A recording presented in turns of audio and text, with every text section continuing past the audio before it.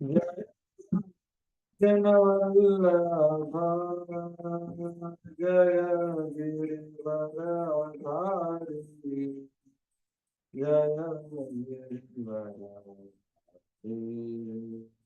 जय गोपी जनवल्लभ जय गिरिवरधारी जय गिरिवरधारी जय गोपी जनवल्लभ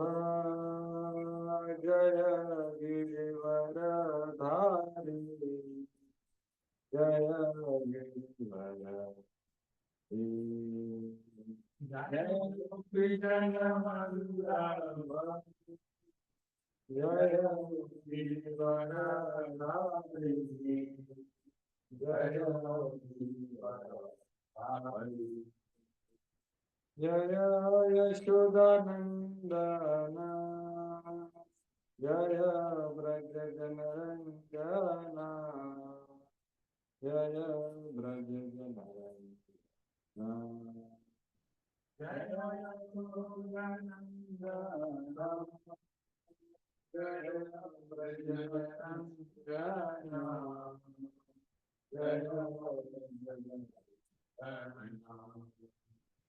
जय जय यशोदानंदन जय ब्रज जनरंजन जय ब्रज जनरंजन जय यशोदानंदन जय ब्रज जनरंजन जय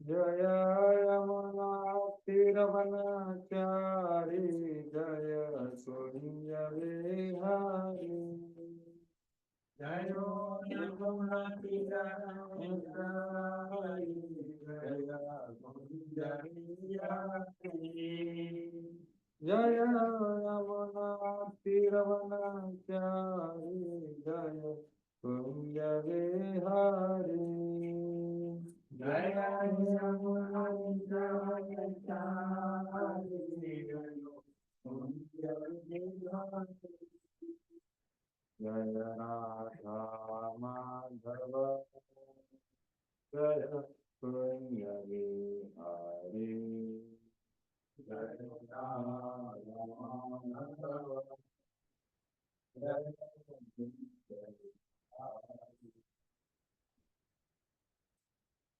श्री हरिनाम संकीर्तन की जय, श्री वृंदावन धाम की जय, समेत गौर भक्तवृंद की जय, गौर प्रेमानंद हरि बोल। ओम अज्ञानतिमिरन्धस्य ज्ञानाञ्जनशलाकया चक्षुरुन्मिलितं येन तस्मै श्रीगुरवे नमः। श्रीचैतन्यमनोभीष्टं स्थापितं येन भूतले स्वयं रूपः कदा मह्यं ददाति स्वपदान्तिकम्। वन्देऽहं श्रीगुरु श्रीयुतापदकमलं श्रीगुरून् वैष्णवांश्च। नमो विष्णुपादाय कृष्णपृष्ठाय भूतले श्रीमते भक्तिवेदांत स्वामिनिति नामिने। नमस्ते सारस्वते देवे गौरवाणी प्रचारिणे निर्विशेष शून्यवादी पाश्चात्यदेशतारिणे। वाञ्छाकल्पतरुभ्यश्च कृपा सिन्धुभ्यैव च पतितानां पावनेभ्यो वैष्णवेभ्यो नमो नमः। जय श्री कृष्ण चैतन्य प्रभु नित्यानंद श्री अद्वैत गदाधर शिवासादि गौर भक्तवृंद। हरे कृष्णा कृष्णा कृष्णा हरे हरे, हरे राम राम राम।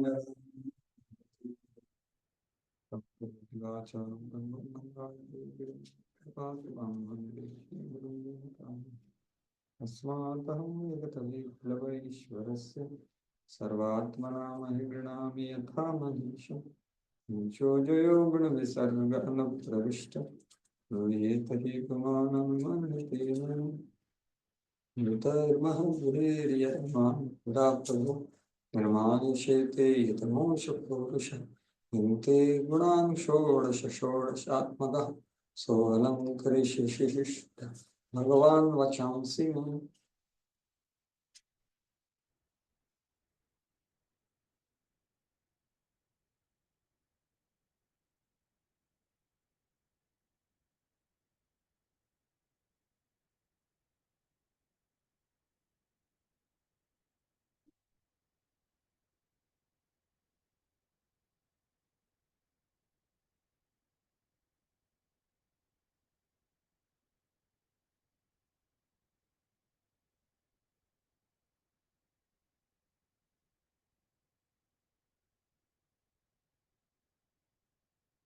हरे कृष्णा।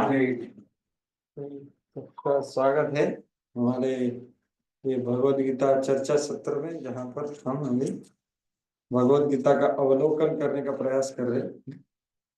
तो ये जो शास्त्र होते हैं बहुत गहरे होते हैं, तो अवलोकन करके समझ में आएगा तो आप उसमें और गहरे जा सकते हैं। क्या चल रहा है, किधर क्या दिया हुआ है, ये जानना जरूरी है, इसलिए हम पहले अवलोकन कर रहे हैं। तो कल हमने भक्ति योग जो सेक्शन है 7 से लेकर के 12, उसका बहुत पास अवलोकन किया। अभी आगे लास्ट सेक्शन में जाएंगे आज। तो हमेशा जाने से पहले कुछ कल जो चर्चा हुआ उसके बारे में कुछ व्यक्त कर सकते हैं। जो भी आपके स्मरण में है या आपको कुछ प्रेरणादायी लगा प्रभुपाद जी का, नहीं तो कुछ आचार्य का जो मैंने बताने का प्रयास किया, तो बता सकते हैं। बस कोई बताना चाहेगा कल हमने क्या चर्चा किया? कुछ एक आध कुछ स्मरण में है किसी के? तो वीडियो दिखाई देता। हम्म। हाँ, तो उसमें क्या दिखा? वो दूसरे वीडियो में दिखाया था कि जो गुजर गया, ये चला गया, उसके बारे में प्रभुपाद ने लेटर लिखा उसके प्रति। जयानंद प्रभु जो चले गए, रथ यात्रा का विशेष भक्त जयानंद प्रभु, उनको वो लेटर लिखा था। तो वो जो लेटर जो लिखा तो अपने अपने सबके लिए प्रेरणादायी है। बिल्कुल बिल्कुल सही है।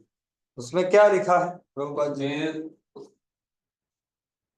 माइक माइक माइक उधर ही है, सामने ही है। उसमें क्या प्रभुपाद जी ने क्या लिखा है उनको?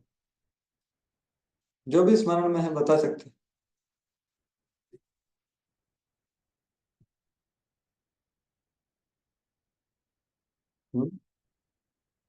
बताइए ना, जो भी आपके स्मरण में है।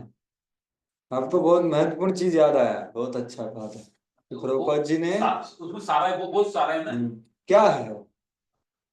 ठीक है हमारे सब लोगों के लिए कि वो किसके बारे में बोलते रहे हो? जो चले गए हैं वो कहाँ गए, इसके बारे में ना, बराबर की। तो प्रभुपाद जी ने क्या बताया? अगर ये होगा तो यहाँ गए होंगे, ये होगा तो यहाँ गए होंगे, ऐसे लिखा है ना प्रभुपाद जी। क्या क्या क्या लिखा है, किसको याद है? ऑनलाइन ऑफलाइन क्या लिखा है? मैं 2 मिनट में दिखाता हूँ आपको। ये ट्रांसलेशन करना है आपका, इंग्लिश जो बना है उसका हिंदी करना है। बताइए। और ओरिजिनल लेटर देखना है क्या आपको? ओरिजिनल लेटर दिखाता हूँ। तुम्ही सांगितलं आम्हाला कोणत्या ग्रुपवर टाकलाय तुम्ही, आम्हाला तुम्ही टाकलाय तो मराठी नहीं, ग्रुपवर बघितलं का नाहीये? नहीं वो मराठी ग्रुप में नहीं, वो कोणत्या ग्रुप आहे? ये कौन सा ग्रुप है ना, शॉर्ट कोर्स का ग्रुप है ना, उसमें डाला है। ये इसके ऊपर आपको डालना पड़ेगा, मैं नहीं डाल सकता उसमें। आपने बोला था कि मैंने डाले हैं 2 वीडियो, हाँ, तो फिर मैंने देखा तो व्हाट्सएप पर नहीं है। वो ग्रुप अलग है, ये शॉर्ट कोर्स का जो ग्रुप है ना उसमें डाला है मैं। हम उसमें हाँ नहीं।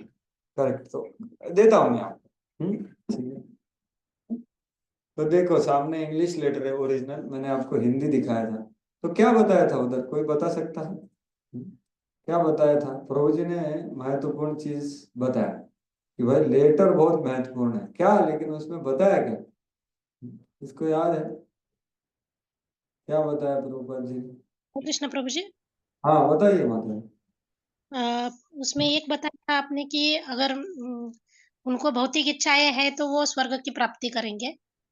हाँ बिल्कुल। और अगर अगर वो नहीं है तो वो भगवत धाम में। भगवान की सेवा कर रहे हैं। हाँ, अगर कृष्ण का शुद्ध इच्छा है तो वो गोलोक वृंदावन में गए हो, लेकिन अगर थोड़ा भी भौतिक इच्छा है तो फिर अब वो जयानंद को बोल रहे कि आप स्वर्ग में जाके उसका भोग करोगे और उधर फिर प्रगति करके भगवत धाम जाओगे। हाँ, अगर लेकिन उधर अगर प्रगति नहीं किया तो फिर शुचिमान श्रीमताम गेह, ये भूमि पे भौम अपने अर्थ पे सूची नाम श्रीमता, मतलब बहुत ज्यादा धनी या बहुत ज्यादा अच्छा खानदान वाले जन्म लोग है जहाँ से भक्ति कंटिन्यू कर सकते। तो ये उन्होंने बताया, लेकिन लास्ट में क्या बोला, लेकिन आपने पूरा समर्पित कर दिया है तो आप गोलोक, आप भगवान की सेवा में गए हो, अभी आपका जो शरीर है वो इतना साथ नहीं दे रहा, तो भगवान ने आपको अच्छी सुविधा प्रदान की होगी सेवा की, ऐसा वो लेटर को खत्म करते हैं। तो बहुत ही महत्वपूर्ण लेटर है ये। जस्ट एक सेकंड मेरे को ये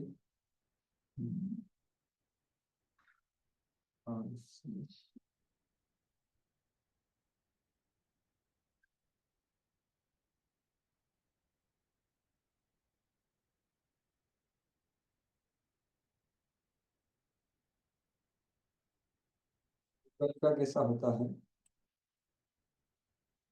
तो ये था लेटर। और क्या बताया कल, बताइए। पहले वीडियो में बताया कि बक्सा, हाँ, तो बक्से के बारे में भक्ति रसामृत महाराज का बताया बक्सा- बराबर, तो वो सबको पता है, याद है ना, बक्से का नीचे का क्या है, ऊपर का क्या है, अंदर क्या है, बराबर क्या है वो बताइए जल्दी से। देखो कि 6 जो है वो हाँ नहीं है, कर्मयोग है और नीचे का है। हाँ, नीचे का आधार है और वो किससे बना है, सोने से बना है, सोने से बना है। हीरे मोती। हाँ, सोने से बना है, वो है कर्मयोग, पहले 6 अध्याय बराबर। उसके बाद ऊपर का जो है लास्ट वाला है मतलब घूमने का। 13 से लेके 18 वो क्या है, भक्ति हो गए। वो ज्ञान योग है। ज्ञान योग है ऊपर वाला, नीचे वाला कर्म योग है, ऊपर वाला ज्ञान योग है। वो किससे बना हुआ है, हीरे वो भी सोने से बना है और उसके ऊपर ज्यादा हीरे जवाहरात है। नीचे से आपने देखा होगा ना, ऊपर वाला ज्यादा सुंदर होता है, क्यों दिखता है, नीचे वाला नहीं दिखता ज्यादा, हालांकि आधार देता है। और फिर अंदर क्या है, हीरे के अंदर। हीरा भक्ति योग है।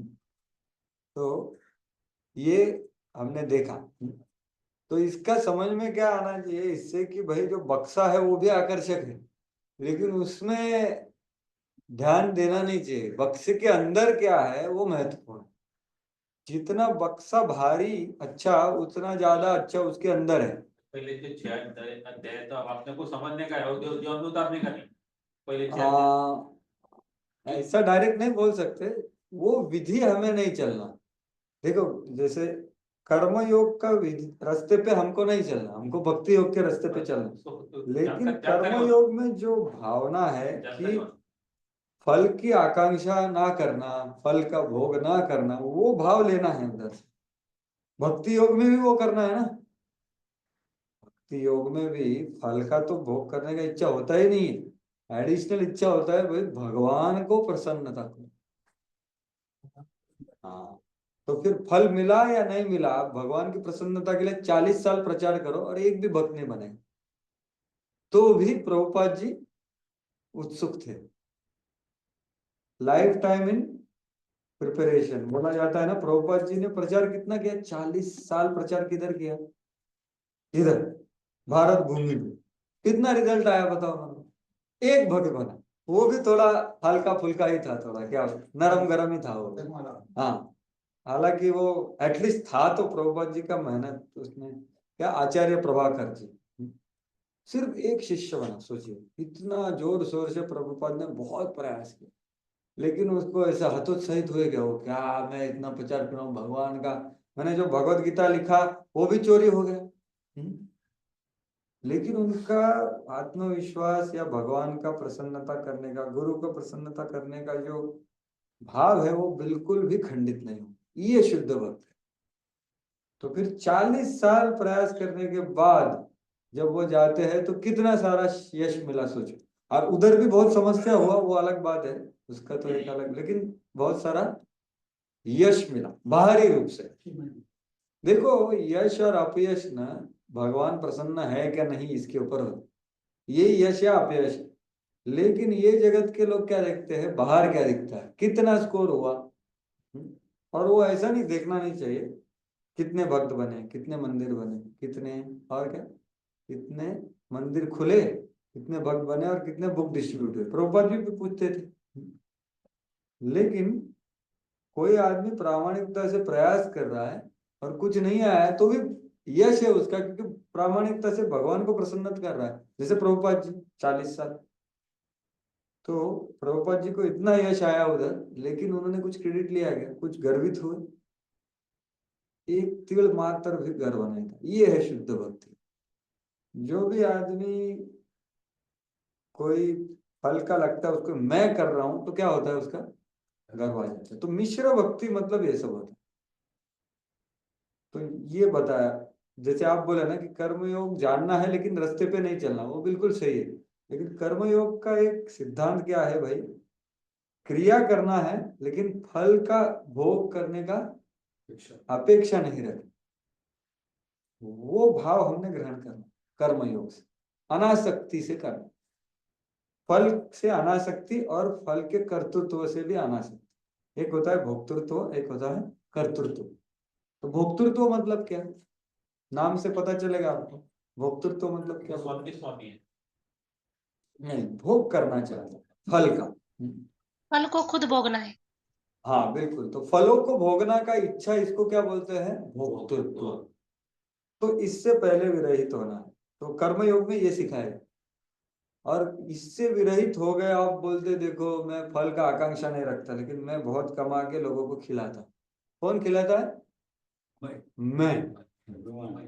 मैं फल नहीं चाहिए मुझे, फल सब मैं बांटता हूं, लेकिन कर कौन रहा है, मैं। इसको क्या बोलते हैं, कर्तृत्व, डूअरशिप, एंजॉयरशिप और डूअरशिप। ये दो भाव निकालेंगे तो निष्काम कर्मयोग कर सकते। तो ये दो भाव निकालने के लिए कर्म में लगना है। कर्म छोड़ना आसान नहीं है, कल हमने चर्चा की। कर्म परसों अपरिहार्य है, हर एक को करना है, क्रियाशील होना ही पड़ता है, क्योंकि हमारा अधिकार ही वही है। शांत बैठ नहीं सकते ना हम, मन घूमता है, बुद्धि घूमता है, इतना आकर्षण है, भौतिक आदान प्रदान, भौतिक कार्यकलाप, भौतिक चीजों में आसक्ति है ना, पहले का अनुभव उसकी वजह से। तो हम रोक नहीं सकते तुरंत, अरे बैठ जाओ एक रूम में बैठ जाओ, नहीं बैठ सकते। तो क्रियाशील रहना है, लेकिन फिर क्रिया में हमने क्या करना है, कर्मयोग से क्या सीखना है, भोक्तृत्व और कर्तृत्व को निकालना है। मतलब क्या, वही युद्ध करना। आप समझो बुक डिस्ट्रीब्यूशन को गए, गया कि कोई यहाँ से बुक डिस्ट्रीब्यूशन, आप जाके आए, आप जाके आए, आप तो हमेशा करते हैं, तो भी आप गए थे, उत्तम नगर गए थे आप, बहुत अच्छा। एक ही भगवदगीता गई थी, भारतीय विद्यापीठ के पीछे गए थे। जय हो, बढ़िया, बहुत अच्छा। प्रभुपाद जी बहुत खुश हो गए होंगे। तो बोलने का तात्पर्य क्या है, कभी कभी हमको क्या होता है कि बुक डिस्ट्रीब्यूशन किया और बहुत अच्छा रिजल्ट आया तो आनंद लगता है, और एक दिन क्या होता है कि कुछ ज्यादा कुछ नहीं होता तो थोड़ा लगता है कि अरे क्या आज। तो ये क्यों होता है, क्योंकि हमारा मापदंड क्या है कि मेरा संतुष्टि फल कितना होगा उसके ऊपर है। लेकिन भगवान क्या देखते हैं कि पूरा दिन में आप जो सामने आया उसको मेरा संदेश दिया गया, मुझे प्रसन्न करने के लिए, तो वही संतुष्टि देता है, उसको अलग फल का जरूरत नहीं। फल आया नहीं आया, आया तो भी अच्छा समझो, नहीं आया तो भी वो बोलेगा कि ठीक है, आज शायद मेरा प्रयास थोड़ा ठीक नहीं रहा, भगवान को खुश नहीं कर, ऐसा भाव हो सकता है। और उसके लिए ये करना पड़ता है, नियोजन प्लान बनाना है कि ज्यादा अच्छा रिजल्ट कैसा आएगा, लेकिन आसक्त नहीं रहना उस। ऐसा नहीं कि अरे वो रिजल्ट के बारे में सोचता नहीं, हाँ किधर जाना बुक डिस्ट्रीब्यूशन किधर भी जाओ, वैसा नहीं। वो नियम क्या बना, प्लान बनाएगा, सोचेगा कहाँ भगवान का गुणगान ज्यादा हो सकता है। लेकिन उधर जाने के बाद अगर उसने प्रयास किया प्रामाणिकता से, लेकिन रिजल्ट नहीं आया तो हतोत्साहित नहीं होगा। तो ये है शुद्ध भक्ति का एक क्या बोलते हैं, लिटमस टेस्ट। क्रिया होने के बाद, क्रिया करते वक्त ही आपको संतुष्टि होगा, क्योंकि आप भगवान को खुश करने के लिए कर रहे हैं। रिजल्ट आया तो अच्छा ही है, क्योंकि मेरा तो है ही नहीं, भगवान ने दिया। नहीं आया तो भी ठीक है भाई, मेरा कुछ गलती हो गया होगा शायद। तो ये है। तो ये कर्म योग से हमें सीखना है, भोक्तृत्व और कर्तृत्व को छोड़ना। फिर भक्ति योग में क्या है, ये भोक्तृत्व भगवान का है और कर्तृत्व भगवान का। मैं कुछ कर ही नहीं रहा हूं, ये फल के आनंद लेने वाले कौन है, भगवान। और करने वाला कौन है, प्रकृति। प्रकृति क्रियमाणानि गुणे कर्माणि सर्वशः अहंकार विमूढ़ात्मा करता हम। तीसरे अध्याय का श्लोक है। वो क्या बोलता है, जो गर्वित होता है आदमी, वो क्या सोचता है, मैं करता। लेकिन भक्ति में आने के बाद भक्ति योग में क्या बताते हैं भगवान, नहीं तो उधर भी प्रकृति से सब हो रहा, भगवान का सैंक्शन, क्या बोलते हैं उनका सैंक्शन, हाँ भगवान की स्वीकृति या भगवान के आदेश से या भगवान के कृपा से वो हो, उससे होता है। लेकिन प्रकृति सब करती है। प्रकृति 3 गुणों द्वारा, वही देखेंगे आज, कि ये सब वो करती है, हम लोग कुछ नहीं कर सकते। तो ये वो समझता है भक्ति योग में। फिर वो सब all glories to lord, all glories and all glories to Shri Guru and Gaurang. थोड़ा भी मुझे नहीं, ऐसा बोलते हैं क्या हम, बोलते हो क्या बोलते हैं, all glories to Shri Guru and Gaurang. तो ये बोलना आसान है, लेकिन हृदय में लगना चाहिए कि भाई मेरा कुछ है ही नहीं, मैं कुछ नहीं कर सकता। मैं कर क्या सकता हूँ, गड़बड़ कर सकता हूँ सिर्फ, और कुछ नहीं कर सकता। लेकिन भक्तों के संग में गुरु की कृपा से अभी कुछ करने का मेरे को बोला गया, नहीं तो कुछ बोलने, भगवत गीता पे क्या बोल सकते हैं। आचरण भी बहुत दूर है, लेकिन प्रयास कर रहे हैं। अगर भगवान प्रसन्न हो गए तो अच्छा है। तो ये बात है कर्मयोग से। तो रास्ते पर चलना नहीं है, लेकिन वो रास्ते का जो अच्छा भाव है उसको ग्रहण करना। तो ये आपने जो बताया, और क्या बताया हमने कल, रास्ता, प्रयास, सही रास्ता क्या है, कहाँ पर नहीं जाना है, 3 शब्द बताए, जीना, प्रेम करना और आसक्ति छोड़ना। हाँ वो किसने बताया, वो कौन सा वीडियो था, हमने एक वीडियो दिखाया ना उसके लिए, कि भगवत गीता टीचेस, देखो भगवत गीता टीचेस, यहाँ तक आए हम लोग।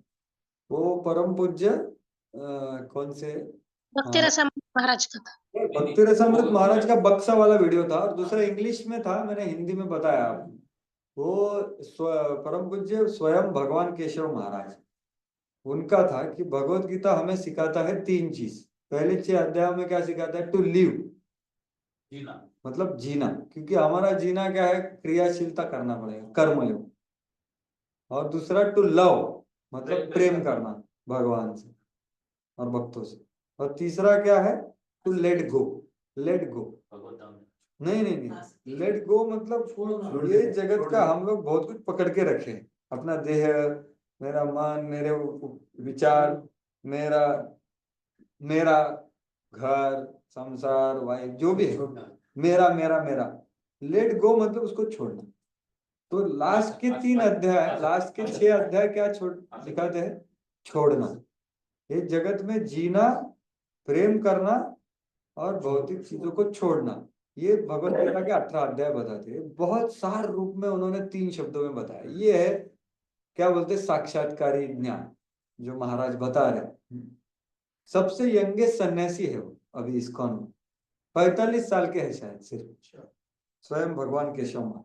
बहुत यहाँ पर आए थे, बहुत ही सुंदर उनका संग प्राप्त हुआ इधर सभी भक्तों को। 2 ही दिन के लिए आए थे इधर, लेकिन बहुत ही विशेष, बहुत ही नम्र, बहुत ही गहरे। स्वयं भगवान केशव महाराज परम पूज्य। आप वीडियो देख सकते हैं, अगर आप वीडियो देखते हैं ना उनका, तो बहुत सुंदर, बहुत गहरे होते। तो ये किसी ने मेरे को भेजा था, मैं बोला अरे कितना गहरा है। तो वो भी जैसे माता जी ने बताया कि हमने वो सीखा। और क्या, भक्ति रसामृत महाराज ने 2 शब्द बताया, रास्ता और प्रयास। हमारा प्रयास क्या है और हम रास्ता कौन सा ढूंढ नहीं रहे, चल रहे। अभी ढूंढना नहीं है, अभी समझना है और फिर चलना है। और किससे भी नहीं चलना है वो जाना है। तो एक होता है रास्ता और एक होता है प्रयास। तो प्रयास में हमारा प्रामाणिकता, शुद्धता आ गया। और रास्ता मतलब बाहरी रूप से आप क्या करोगे, नवविधा भक्ति में लगना इत्यादि। तो ये भी हमने बताया, बहुत बहुत धन्यवाद। और उद्धव गीता से मैंने एक सिद्धांत बताया, वो क्या था, उद्धव गीता 11वें स्कंद के 20वें अध्याय का 7, 8, 9 श्लोक बताया। हाँ, तो उसमें क्या बताया? चार पात्रता। किसका? इसके लिए कौन सा रास्ता अनासक्त होना? तीन हाँ रास्ते देखो, बताए। इधर मैंने लिखा है वो कि चौथे दिन हमने क्या देखा, कर्म, ज्ञान और भक्ति, ये 3 तरह के योग है। इसके लिए अधिकार, अधिकार क्या है? तो हम बोलेंगे भाई मेरे को आईआईटी जाना है, अरे लेकिन अधिकार है। पात्रता, अधिकार, जैसे हमें भक्ति योग करना है लेकिन अधिकार है क्या? कर्म योग करना है, अधिकार है क्या? ज्ञान योग करना है, अधिकार है क्या? तो वो अधिकार हमने चर्चा की। तो ज्ञान, भगवान क्या बोलते हैं, ये 3 तरह के योग किसने बनाए? मैंने बनाए। किसके लिए बनाए? सभी जीवों के भले के लिए। तो फिर 3 क्यों बनाए? क्योंकि अलग अलग जीवों का अलग अलग इच्छा है और अलग अलग पात्रताएं हैं, योग्यता है। एक होती है इच्छा, एक होता है योग्यता। तो सब लोग भक्ति नहीं कर सकते, इसलिए भगवान ने 3 योग बनाए। तो कर्मयोग किसके लिए बनाया बताइए? कल हमने चर्चा की। कर्मयोग किसके लिए बनाया? जो लोग, किसके लिए बनाया कर्मयोग? किसको याद है? ऑनलाइन खुद कौन है? भौतिक इच्छाएं हैं और वो आसक्त है भौतिक कार्यकलाप और भौतिक आनंद और भौतिक संबंधों में आसक्त जो लोग हैं, उनके लिए मैंने कर्मयोग बनाया। बराबर। और फिर ज्ञान योग किसके लिए बनाया? इसके विपरीत, जो लोग इसका बहुत अनुभव कर लिए हैं और चख लिए इसको। हाँ, तो फिर क्या करते हो, ये सब मेरे को नहीं चाहिए भाई। तो अनासक्त हो गए भौतिक क्रियाओं में, भौतिक संबंधों में, भौतिक आनंदों में, वो अनासक्त है। निर्विण्णानाम ज्ञान योगो न्यासी नाम, ऐसा बोला, न्यासी नाम यह कर्मसु एंड अनिर्विण्णानाम कर्मयोग, कामी नाम मतलब जो इसका इच्छा है। तो इनके लिए ये तो दूसरे कैटेगरी के लोग हैं। वो क्या है, वो छाछ बहुत पी पी गए, मतलब सॉरी दूध गर्म पिया है, बहुत जल गया, तो बोलेंगे यार छोड़, दूध का जला छाछ भी मेरे को नहीं चाहिए। ये सब भौतिक कार्यकलाप, भौतिक संबंध, भौतिक इच्छाएं, भौतिक आनंद नहीं चाहिए मुझे। आप बोलेंगे अरे भगवत धाम में भी आपका संबंध होंगे, भगवान के साथ आपके संबंध होंगे। वो बोलेगा मेरे को संबंध नहीं चाहिए, कुछ संबंधों में इतना मेरे को इधर तकलीफ हुआ है, मेरे को एक भी संबंध नहीं चाहिए। वो बोले, आप बोलेंगे हमको अरे भगवत धाम में, गोलोक धाम में सब, उधर सन्यासी कोई नहीं है, ब्रह्मचारी तो छोड़ दो, उधर सब लोग गृहस्थ है, तो उधर सब संबंध का ही दुनिया है। वो बोलेगा नहीं चाहिए मुझे, ब्राह्मण में जाऊंगा मैं, हरि बोल, शांति शांति शांति। ये जो है, ये पात्र किसके लिए? ज्ञान योग। तो ये भगवान बता रहे हैं, हमने कल चर्चा की। तो फिर भक्ति किसके लिए? भक्ति किसके लिए? उसका क्या पात्रता बताया भगवान ने? जैसे आपने कहा ना ज्ञान योग के बारे में, इसका मतलब ये जो जितने भी तुम्हारे ऋषि मुनि हैं, जो योग है, ये सब ज्ञान योग में ही जोड़े जाते हैं। बोल सकते, डिपेंड करता है कौन से ऋषि मुनि है। कौन से ऋषि मुनि? जैसे अभी विश्वामित्र मुनि, वो भक्ति नहीं कर रहे थे ना, इसलिए तो विफल हो गए। लेकिन हरिदास ठाकुर वही जब कर रहे थे, उधर कोई आ गई तो कुछ नहीं हुआ। जो वन में जाकर ऋषि जो होते हैं प्राय ज्ञान योगी, लेकिन ऐसा नहीं सभी ज्ञान योगी हैं। जैसे जर्नी होम में आप देखते हो कुछ भक्त भी थे, तत्वाला बाबा, वो नहीं तो तत्वाला बाबा तो नहीं था, वो राम सेवक स्वामी, प्राय अकेले जो रहते हैं ना, वो ये कैटेगरी में होते हैं, अकेले प्राय 99%। परंतु फिर भी वो जो करते हैं, सपोज जो योगी या ऋषि कर रहे हैं, वो किसी ना किसी को तो केंद्रित करके अपने आप ध्यान में रहते हैं ना। तो वो हाँ, तो किसका है, वो किसका ध्यान करते? भगवान का नहीं करते इसका मतलब? देखो वही, इसलिए 2 योग पद्धति है ना, एक है ज्ञान योग, एक है अष्टांग योग। अष्टांग योग, तो अष्टांग वाले परमात्मा के ऊपर ध्यान करते और सिद्धि को प्राप्त करते, पानी के ऊपर चलना इत्यादि। और जो ज्ञान योग वाले, वो ब्रह्म को प्राप्त करना चाहते, निर्विशेष ब्रह्म, अहम ब्रह्मास्मि, मैं आत्मा हूँ, हरि बोल। अच्छा, उनका लेवल जो वही है, तो आनंद आ रहा है ना उनको। ऐसा नहीं कि ये पूरा जगत का इतना सब छोड़ के उधर जा रहे हैं, मतलब उसको कुछ मिल रहा है ना आनंद, तो ब्रह्मानंद प्राप्त होता है उसको। मैं हम ब्रह्माष्टमी का भी बहुत आनंद होता है, मैं बोल रहा हूँ, लेकिन बहुत आनंद होता है उसको। हमको पता नहीं क्योंकि हमारा अभी आत्मा साक्षात्कार नहीं हुआ, लेकिन वो आनंद लेते हैं वो बैठ करके जो भी है, और शास्त्र का अध्ययन करके ध्यान करते हैं, वो ज्ञान है। इसलिए अकेले हरे रहे। हरे कृष्ण प्रभु जी। हाँ, हरे कृष्ण। जो गुरु, शास्त्र और भगवान के वाणी पर विश्वास करते हैं, वो भक्ति में जुट जाते हैं। हाँ, तो आपने भक्ति योग का पात्रता बताया। तो भक्ति योग का पात्रता क्या है? गुरु साधु शास्त्र के वाणी के ऊपर। लेकिन उधर विशेष रूप से क्या बताया था? जातु श्रद्धा मत कथा दो, मेरी कथा इत्यादि में जिसका श्रद्धा जन्म हुआ है, ऐसा आदमी भक्ति कर सकता है और भक्ति में सिद्धि प्राप्त कर सकता है। लेकिन उसका और एक पात्रता क्या बताया? ज्यादा आसक्त भी नहीं, ज्यादा आसक्त नहीं है और ज्यादा निरासक्त भी नहीं है। न निर्विण्णो न अतिसक्तो भक्ति योगो से सिद्ध। तो वो ज्यादा इधर एंजॉय भक्ति भोग नहीं चाहता, नहीं तो एस्केप नहीं करना चाहता, वो भगवान की सेवा में लगना चाहता। जो भी आता है भगवान की सेवा में लगा, ऐसा निरासक्ति नहीं है। अभी अभी बोलने के लिए बोल सकते हैं, आज हमारे कौन, रास मुकुंद प्रभु जो हमेशा आते हैं एकादशी को दोनों मंदिरों में, वो ब्रह्मचारियों के लिए और भगवान के लिए फ्रूट्स लेके आते। एक रास मुकुंद प्रभु जी है। लड्डू भी लाते हैं क्या, मेरे को नहीं पता। फ्रूट लाते हैं। तो आज वो आज प्रकट हो गए। हम सोचे थे आज क्यों प्रकट हुए, तो उन्होंने आज हाँ चतुर्थी, तो आज वो प्रकट हो गए। कुछ भक्तों के लिए उन्होंने ब्रेड और ये बनाया बनाया मतलब लेके आए। तो ये आ गया तो कोई बहुत निरासक्त हो गया, वो बोलेगा क्या है ये सब, भाई छोड़ो। तो भाई आ गया है, ग्रहण करो, भगवान का ध्यान करो, बस खत्म। और जिसको समस्या है वो मना ले, क्या प्रॉब्लम। ना ज्यादा आसक्त ना ज्यादा निरासक्त। तो वो है भगवत भक्ति का अधिकार। और वो तो दूसरा पार्ट है। पहला पार्ट है श्रद्धा।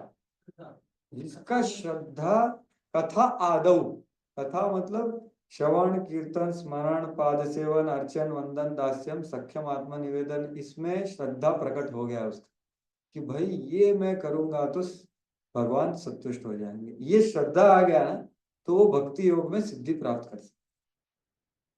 तो ये हमने कल चर्चा किया, माता जी ने बताया, बहुत बहुत धन्यवाद। तो और किसी को कुछ बोलना है कल के बारे में? निष्ठा क्या है तो श्रद्धा है, निष्ठा। हाँ, तो बहुत अच्छा आपने पूछा है। कल मैंने ये दो शब्द भी बताए थे कि एक जो श्रद्धा होता है उसका दो पहलू है। एक होता है उसकी शुद्धता, कि श्रद्धा की शुद्धता कितनी है, मतलब दूध की शुद्धता। तो केवल भक्ति करता है जिसका शुद्ध श्रद्धा होता है, वो कुछ उसमें मिलावट नहीं है उसका, वो है 9वां और 10वां चैप्टर।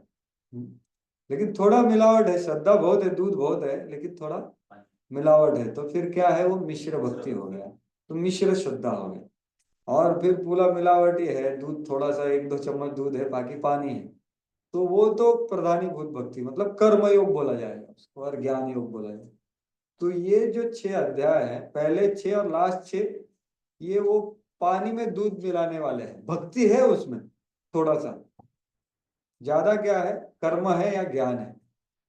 लेकिन अगर 7वें 8वें अध्याय में आप आओगे तो वो क्या है, वो कौन से अध्याय, उसमें क्या दिया है, कल मैंने बताया 7वें 8वें अध्याय। भक्ति तो है, बराबर है, लेकिन कौन सा वाला भक्ति है 7वें और 8वें में? बराबर है, कर्म मिश्र भक्ति। और 4 तरह के लोग याद है आपको? तो वो कर्म मिश्र है पहले 3, आर्त जिज्ञासु अर्थार्थ। भाई मुझे आर्त हो गया इसलिए मैं भगवान आपके पास आया, तो ये मिश्रण हो गया। ठीक है, भगवान का भक्ति करेगा वो, ये मिश्रण जिज्ञासु अर्थार्थ जो भी है, तो ये कर्म मिश्र हो गया। चौथा वाला ज्ञान मिश्र है, ज्ञान मिश्र भक्ति। और 8वें अध्याय में क्या बताया, योग मिश्र भक्ति। तो 7वां 8वां में क्या बताया है, योग मिश्र भक्ति। तो ये मिलावट वाला श्रद्धा है, श्रद्धा है लेकिन कौन सा है, मिलावट है, भेसड़ है उसमें। लेकिन शुद्ध दूध शुद्ध श्रद्धा कौन सी है, वो है 9वां अध्याय। और वो 9वां अध्याय में महत्वपूर्ण चीजें समझना है, वो हम कल चर्चा करेंगे। तो तो ये हो गई एक श्रद्धा की शुद्धता। ठीक है, श्रद्धा के दो चीज समझ सकते हैं, एक होती है शुद्धता, दूसरी होती है शक्ति।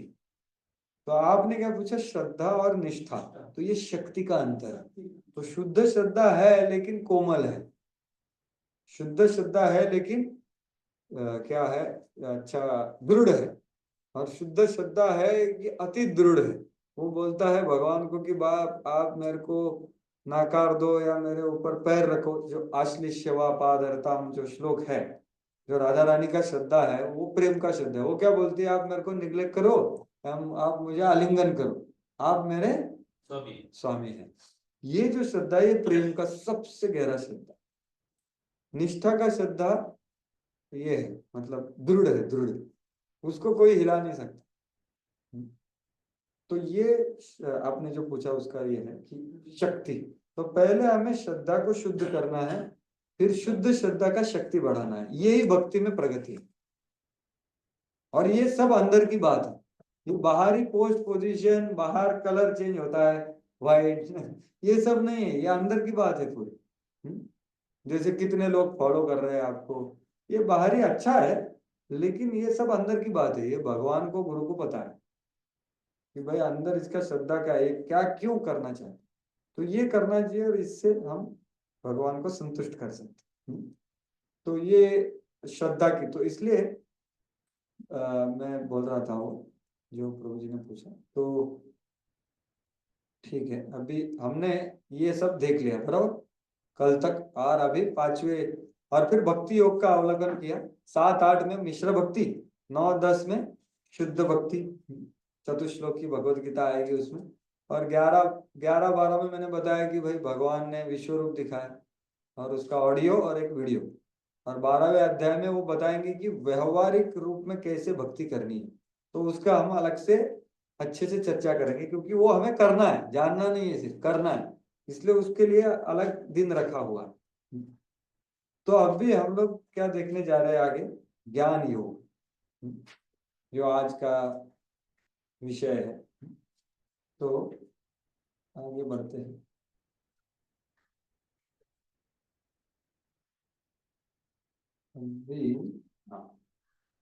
अभी ये सब आपने अभी जो देखा उसको जस्ट प्रभुपाद जी ने ये सब लिखा हुआ है, जब पढ़ करके और स्पष्ट कर लो। ये अलग अलग तात्पर्यों में दिया है प्रभुपाद जी ने, लेकिन बहुत स्पष्ट हो जाएगा जो अभी हमने जो चर्चा किया।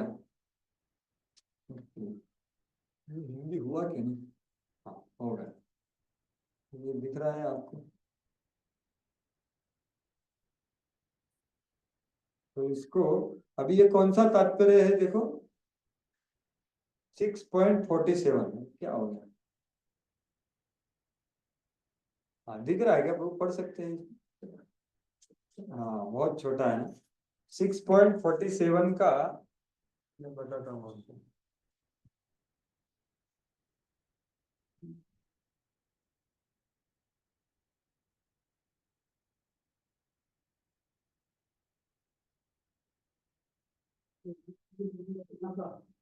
हाँ, उसमें अगर सभी प्रकार के योगाभ्यासों की परिणति भक्ति योग में है, ऐसा है क्या, मिला क्या आपको?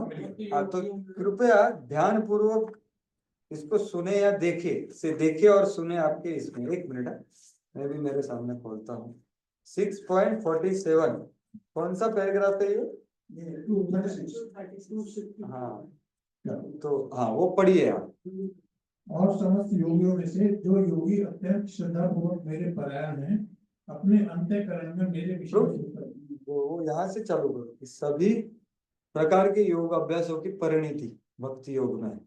भक्ति और समस्त योगों की परिणति है। हाँ वहां से मिला के कौन सा पैराग्राफ है बताओ। ये भक्ति योग समस्त योगों की परिणति है। हाँ, अन्य योग तो भक्ति योग में भक्ति तक पहुंचने के साधन मात्र है।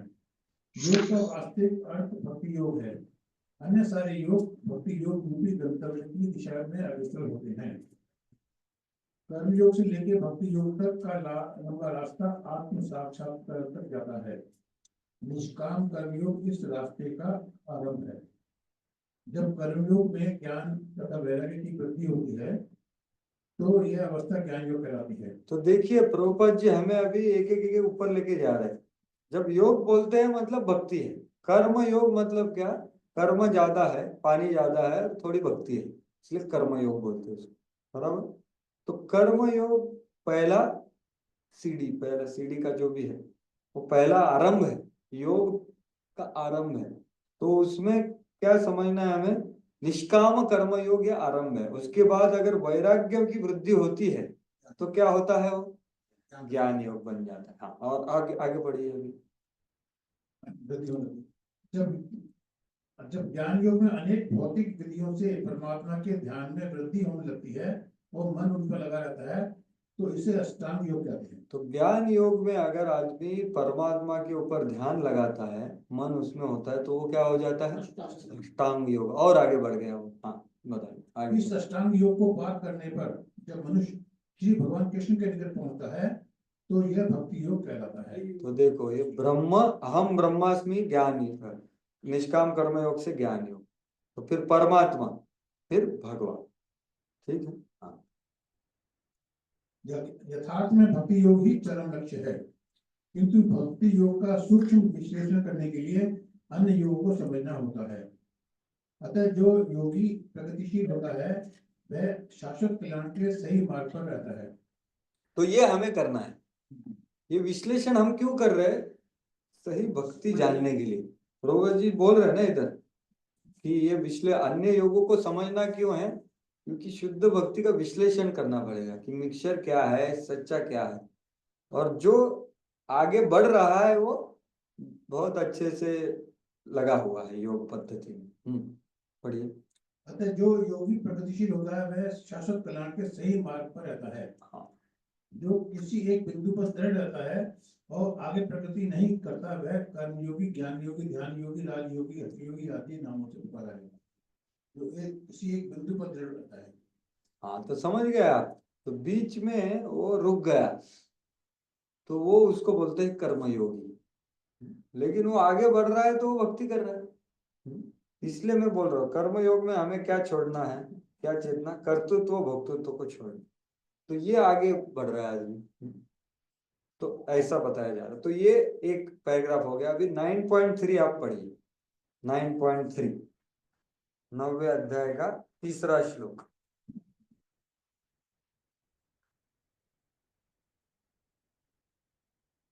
इसका जो कौन सा तात्पर्य का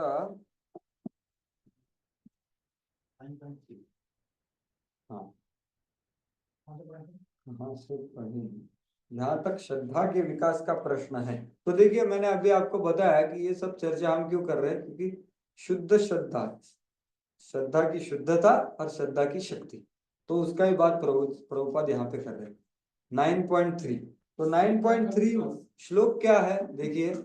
अश्रद्धाना पुरुषा धर्मस्यास्य परंतपा अप्राप्य माम निवर्तन्ते मृत्यु संसार वर्तम। तो ये कौन सा अध्याय है? परम गुह्य ज्ञान, मतलब क्या? केवल भक्ति का ज्ञान। ठीक है। जो आदमी का ये केवल भक्ति के ऊपर श्रद्धा नहीं होता, धर्म से अस्य, ये धर्म पे अश्रद्धाना, जो इसका श्रद्धा नहीं होता हे परंतप, क्या होता है उसका? अप्राप्य माम, मेरे को वो प्राप्त नहीं करता। तो फिर क्या करता है? घूमते रह जाओगे, इधर घूमता रहता। तो इसका भाषांतर पढ़िए अभी, श्लोक का भाषांतर। हे परंतप जो लोग भक्ति में श्रद्धा नहीं रखते वे मुझे प्राप्त नहीं कर पाते, अतः वे इस भौतिक जगत में जन्म मृत्यु के मार्ग पर वापस आते रहते हैं। हाँ तो ये हाँ, अभी इसके तात्पर्य में प्रभुपाद जी बोल रहे हैं कि श्रद्धा की शक्ति कैसे बढ़ानी है। जैसे मैंने बताया ना कि श्रद्धा की शुद्धता और श्रद्धा की शक्ति, शुद्ध, तो वो यहाँ पर तात्पर्य में आप यहाँ से पढ़िए। जहाँ पर श्रद्धा के विकास का प्रश्न है, जो व्यक्ति साहित्य में पारंगत है तथा दृढ़ श्रद्धा की अवस्था प्राप्त कर चुका है। मिला क्या ये आपको? जहां तक श्रद्धा का सवाल है, एज फार एज ओके, जहाँ तक श्रद्धा की बात मिल गया? जो व्यक्ति हाँ ठीक है, आप ये माइक लेके पढ़ो, माइक में पढ़ो, ये भी सुनेंगे। ये ध्यान पूर्वक सुनिए, बहुत महत्वपूर्ण है। जहाँ तक श्रद्धा की बात है, जो व्यक्ति भक्ति सहायता में निपुण है और जिसने दृढ़ श्रद्धा की अवस्था प्राप्त कर ली है, वह कृष्ण भावनामृत का प्रथम कोटि का व्यक्ति कहलाता है। दूसरी कोटि में वे व्यक्ति आते हैं जिन्हें भक्ति शास्त्रों का ज्ञान नहीं, किंतु स्वतः ही उनकी दृढ़ श्रद्धा है कि कृष्ण भक्ति सर्वश्रेष्ठ मार्ग है, अतः वे इसे ग्रहण करते हैं। इस प्रकार वे तृतीय कोटि के उन लोगों से श्रेष्ठतर है जिन्हें ना तो शास्त्रों का पूर्ण ज्ञान है न श्रद्धा ही है, आप तो संगति तथा सरलता के द्वारा वे उसका पालन करते हैं। तृतीय कोटि के व्यक्ति कृष्ण भावना से गुमराह हो सकते हैं, किंतु द्वितीय कोटि के व्यक्ति गुमराह नहीं होते। प्रथम कोटि के लोगों के गुमराह होने का प्रसंग ही नहीं उठता। प्रथम कोटि के व्यक्ति निश्चित रूप से प्रगति करते हैं, करके अंत में अभिष्ट फल प्राप्त करते हैं। तृतीय कोटि के व्यक्ति को यह श्रद्धा तो रहती है कि कृष्ण की भक्ति उत्तम होती है, किंतु भागवत तथा गीता जैसे शास्त्रों से उसे कृष्ण का पर्याप्त ज्ञान प्राप्त नहीं हो पाता। कभी कभी इस तृतीय कोटि के व्यक्तियों की प्रवृत्ति कर्मयोग तथा ज्ञानों की ओर रहती है और कभी कभी वे विचलित होते रहते हैं, किंतु ज्यों ही उनसे ज्ञान तथा कर्मयोग का संदूषण निकल जाता है, वे कृष्ण भावनामृत की द्वितीय कोटि या प्रथम कोटि में प्रविष्ट होते हैं। हाँ, तो ये जो लास्ट का पढ़ा ना, इसके लिए हम ये चर्चा कर रहे हैं। तो आपको ये समझ में आ गया अभी तृतीय कोटि का भक्त क्या है, द्वितीय कोटि का क्या है, प्रथम कोटि का। तो तृतीय कोटि का क्या है, श्रद्धा कोमल है और ज्यादा शास्त्र का कुछ ज्ञान नहीं, लेकिन श्रद्धा है, भाई भक्ति करना है, अच्छा तो बहुत अच्छा है। शुरुआत वैसे ही होता है, हर एक थोड़ा आगे बढ़ता है उसका श्रद्धा दृढ़ हो जाता है, लेकिन शास्त्र में युक्ति नहीं है। और तीसरा मतलब शास्त्र, श्रद्धा भी बहुत दृढ़ और शास्त्र में भी युक्ति, तो ये श्रद्धा बढ़ता है। लेकिन इधर संदूषण क्या दूर होना चाहिए, तृतीय कोटि के भक्तों में कर्म योग या ज्ञान योग का थोड़ा संदूषण होता है, संक्रमण होता है, इन्फेक्शन, प्रभुपाद बोलते इन्फेक्शन। व्हेन इन्फेक्शन ऑफ कर्म योगा एंड ज्ञान योगा इज रिमूव्ड, तो वो फिर द्वितीय श्रेणी के बन जाते। तो हम लोग इधर ये चर्चा क्यों कर रहे हैं, संदूषण जानने के लिए। क्योंकि उससे क्या होता है, परेशानी होती है। प्रभुपाद क्या बोल रहे हैं, ये तृतीय श्रेणी के व्यक्ति कर्मयोग ज्ञान योग की प्रवृत्ति रखते हैं, तो फिर वो करते हैं, भक्ति में भी कर्मयोग का मिश्रण करते, तो क्या होता है, खुद भी परेशान होते हैं और दूसरे को भी परेशान। मिश्र भक्ति मतलब सबकी परेशानी, जैसे इंद्र है और दिति है। वो 6वें स्कंद का कहानी आपको पता है कि इंद्र को मारने के लिए दिति ने प्रण ले लिया और भक्ति किया उसने। लेकिन इच्छा क्या है, भाई मेरे को ऐसा पुत्र दो जो इंद्र को मारे, लेकिन भक्ति किया इसलिए भगवान ने इंटरफेयर किया। तो फिर इंद्र को पता चल गया, वो अच्छा सेवक बन के आ गया, तो भक्त है, लेकिन वो भी उसका भी लाइफ पे आ गया ना। तो ये मिश्र भक्ति है, एक दूसरे को परेशान कर रहा है, बाकी कुछ नहीं। लेकिन वितरासुर और इंद्र आप देखिए, वितरासुर शुद्ध भक्त है और इंद्र मिश्र भक्त है, ये लीला में।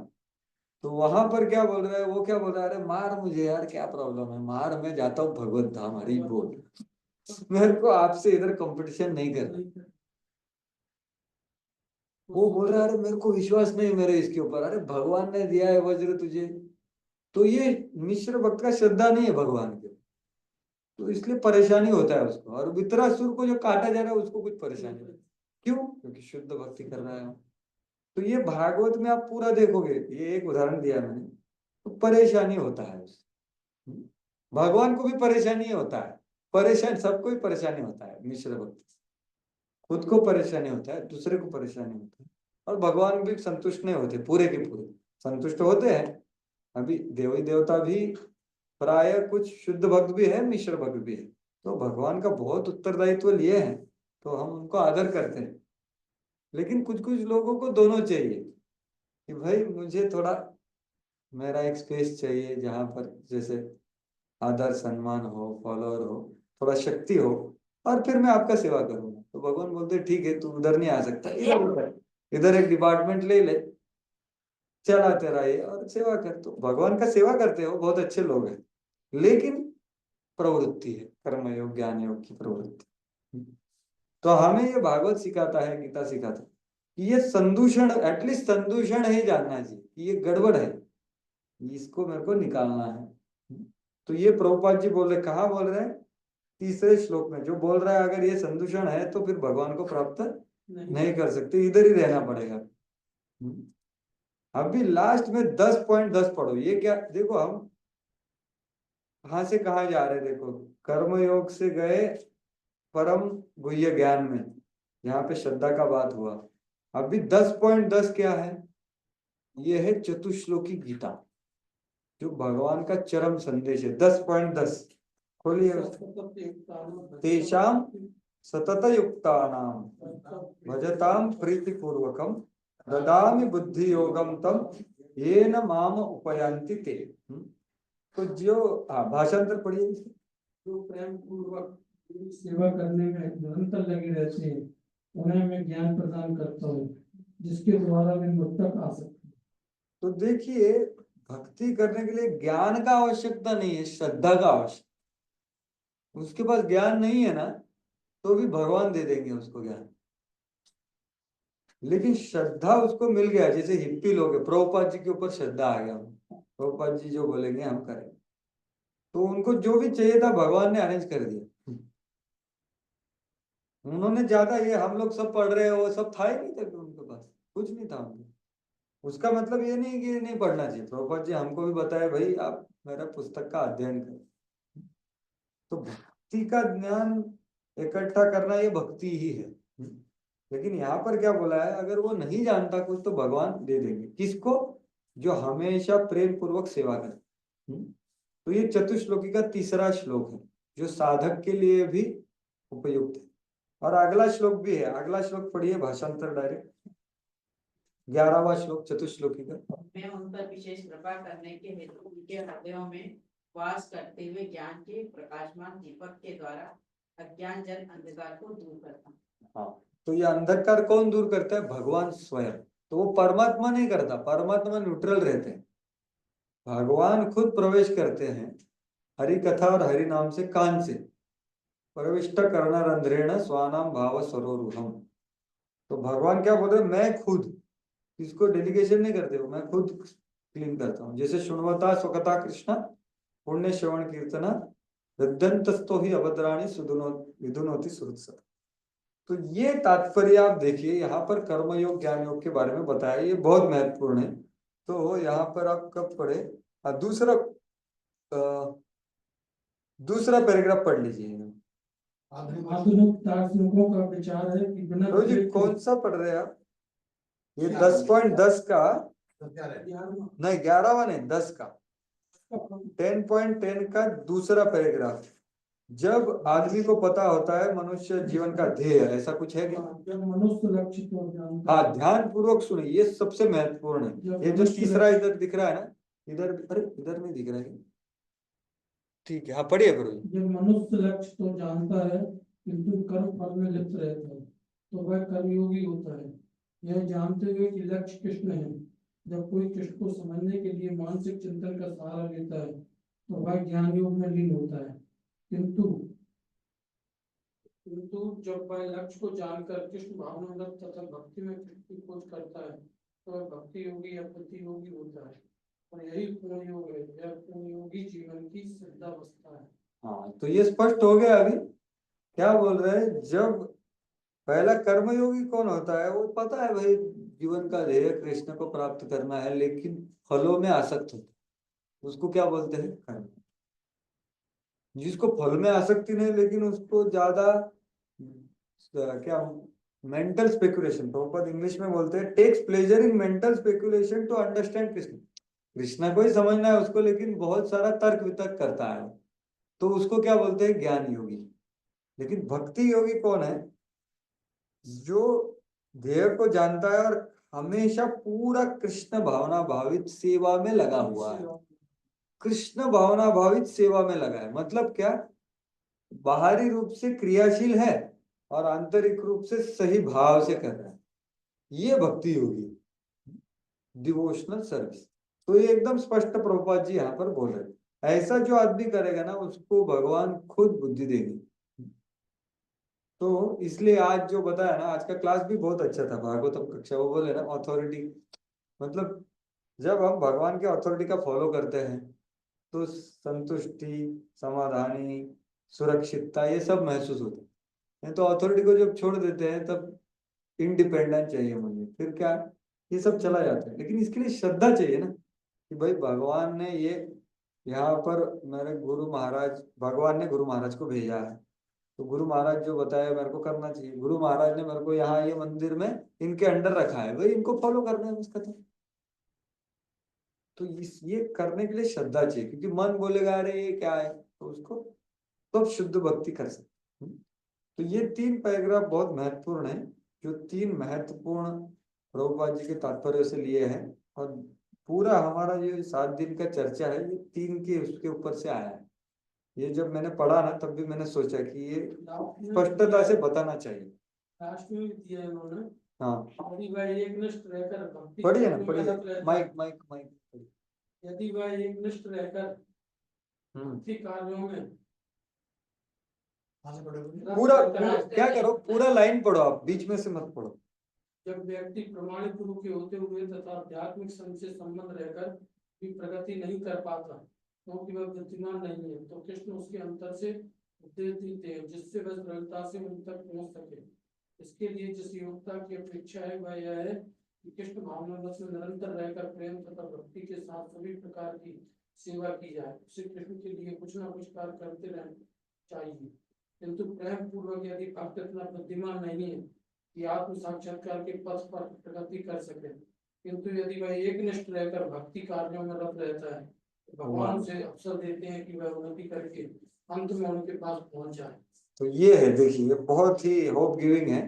तो इसका और चर्चा करेंगे बाद में। तो अभी हम लोग अभी ज्ञान योग में जाते हैं, जो नहीं करना वो जानना है, ठीक है। तो ये मैं तो भक्ति योग किंवा बुद्धि योग ऐसा भी बोला है।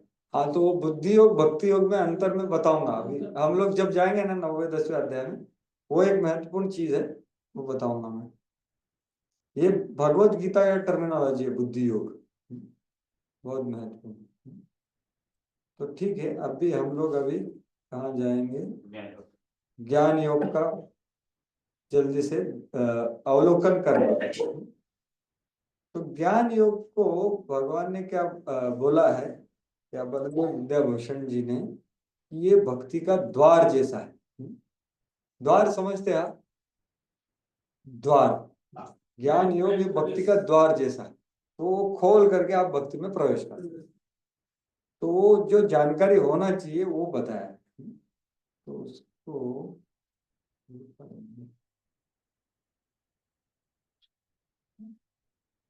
ये रहा।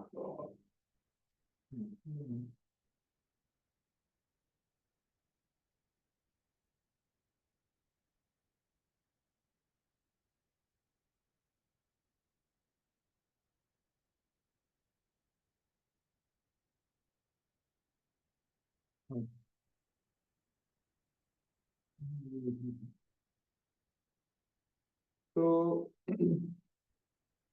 वहां से चालू करें, एक सेकंड। ये इधर है, वही मैं इसको ढूंढ रहा था। ये दिख रहा है ना आपको, इसको बड़ा करता हूँ थोड़ा। तो अध्याय 13 से लेकर के 18 में देखिए क्या है, थोड़ा जूम कर रहा हूँ। तो अभी तक हमने क्या क्या सीखा, वो पहले बोल रहे। देखो आचार्य लोग इतने अच्छे लिखते हैं ना, कुछ दुविधा नहीं होती। तो अभी 13वें अध्याय के पहले तात्पर्य में बलदेव विद्याभूषण जी लिख रहे हैं।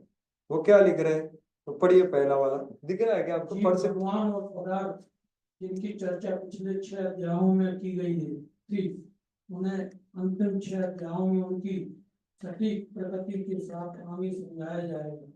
ज्ञान 18 अध्याय भक्ति के द्वार के रूप में कार्य करता है, जिसे अभी सिखाया जाएगा, अभी सिखाया गया था। हाँ, तो ये इसका मतलब बताता हूँ पहले। हाँ, ठीक है, अभी एक एक चीज को बताता हूँ जो लिखा है समझिए। तो जीव, भगवान और पदार्थ, जीव, जगत, जगदीश, ठीक है, ये तीन का चर्चा बहुत हुआ है पहले 6 अध्याय में ना। प्रकृति क्रियमाणानि गुणे कर्माणि सर्वश, लेकिन प्रकृति क्या है, जीव क्या है, ऐसा स्पष्टता से वर्णन अभी हो गया। पहले उसके बारे में बताया गया था कि भाई आप देह नहीं हो, आप आत्मा हो। सब प्रकृति के 3 गुणों से होता है, लेकिन कैसे होता है, गुण क्या है, प्रकृति क्या है, भगवान कौन है, जीव क्या है, इसका स्फटिक स्फुटम बोला है संस्कृत में, स्पष्टता रूप से व्याख्या नहीं हुआ। वो व्याख्या ज्ञान योग में किया जाए। ये पहला लाइन का अध्याय है। तो ये जीव जगत जगदीश की चर्चा पहले हुई थी, अंतिम 6 अध्यायों में उसकी सटीक प्रकृति के साथ उसको समझाया गया है। सटीक प्रकृति मतलब आप क्या बोलते हैं, विश्लेषण से समझ सकते हैं कि भाई ये है, ये है, इसको छोड़ना है, इसको लेना है। और फिर ये पहला लाइन हो गया, समझ गया। दूसरा लाइन क्या है, ज्ञान योग भक्ति के द्वार रूप में कार्य करता है। तो ज्ञान योग कहां से कहां तक है, 13 से 18। भक्ति योग कहां से कहां था, 7 से 12। जो अभी सिखाया गया, अभी मतलब 7 से 12 अभी सिखाया गया, वो जो भक्ति योग है उसका द्वार रूप में क्या काम करता है, ज्ञान योग। क्योंकि ये हमें सिखाता है कि क्या क्या है, तो द्वार भी महत्वपूर्ण होता है। जैसे इसलिए देखिए भक्ति रसामृत सिंधु में जो पहले 20 या पहले 5 जो अंग है, किसको पता है वो क्या है, 64 अंग है भक्ति के, उसमें पहले 5 अंग किसके संबंध में है, मंत्रावास नहीं, वो 5 सबसे महत्वपूर्ण अंग हो गए जो कल बताया उन्होंने। मैं बोल रहा हूँ पहले 5, ये 5 जो है वो सबसे महत्वपूर्ण, नाम संकीर्तन, साधु संग, नाम संकीर्तन, भागवत श्रवण, मथुरावास, शिव मूर्ति श्रद्धया से। तो ये 5 सबसे महत्वपूर्ण अंग है। वो तो सही है, वो तो भक्ति है, और भक्ति सार रूप में भक्ति है, वो तो करना ही है। लेकिन पहले 5 अंग कौन है, ये सब कौन सिखाता है, आदौ गुरु पादाश्रय, कृष्ण दीक्षादि शिक्षणम, विश्रम्भेण गुरो सेवा, साधु वर्तमानुवर्तनम, सद्धर्म पृच्छा। ये जो 5 संस्कृत नाम लिए, ये पहले 5 भक्ति के अंग हैं। हाँ, आदौ श्रद्धा वो 9 स्तर हो गए। तो यहाँ पर क्या है, आदौ गुरु पादाश्रय, पहले गुरु का पाद का आश्रय लेना, फिर कृष्ण दीक्षा आदि शिक्षणम, गुरु से दीक्षा प्राप्त करके ड्यूटी वर्शिप करना और कृष्ण के बारे में ज्ञान लेना, ये दूसरा। तीसरा क्या है, विश्रम्भेण गुरु सेवा, गुरु की बहुत ही हृदय पूर्वक सेवा, साधु वर्तमानुवर्तनम, बाकी पूर्ववर्ती आचार्यों के हिसाब से गुरु की सेवा करना, और सद्धर्म पृच्छा, मतलब क्या,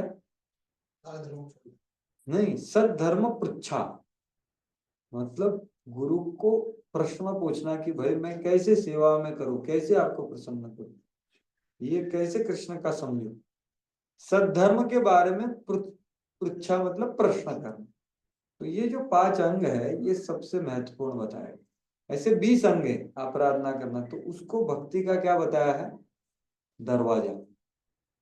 भक्ति का दरवाजा होता है और भक्ति का घर होता है। तो दरवाजा अलग होता है, घर अलग होता है। हरे कृष्ण प्रभु जी। हाँ, हरे कृष्ण। प्रभु जी वापस एक बार बता दीजिए, रिपीट कीजिए, 5 अंग जो बताया वापस रिपीट कीजिए। आदौ गुरु पादाश्रय, गुरु का चरण का शरण में जाना, फिर गुरु से दीक्षा और शिक्षा प्राप्त करना, कृष्ण दीक्षादि शिक्षण। तीसरा है विश्रम्भेण गुरु सेवा, हृदय पूर्वक गुरु का सेवा। फिर साधु वर्तमानुवर्तनम, पूर्ववर्ती आचार्यों के हिसाब से उनका पैरों से चलते हुए गुरु का सेवा करना, ना कि कुछ मन गढ़ंत करना। और सद्धर्म पृच्छा, ये 5 जो अंग है, ये 64 अंगों के पहले 5 अंग रूप गोस्वामी ने दिए हैं। क्योंकि ये क्या है, एक दरवाजा है भक्ति का। पहले 20 अंग को दरवाजा बोला है, 10 करना है और 10 नहीं करना। ये करने वाले 5 मैंने बताया अभी, नहीं करने वाले 10 भी है। तो आप वो भक्ति रसामृत सिंधु में देख सकते हैं।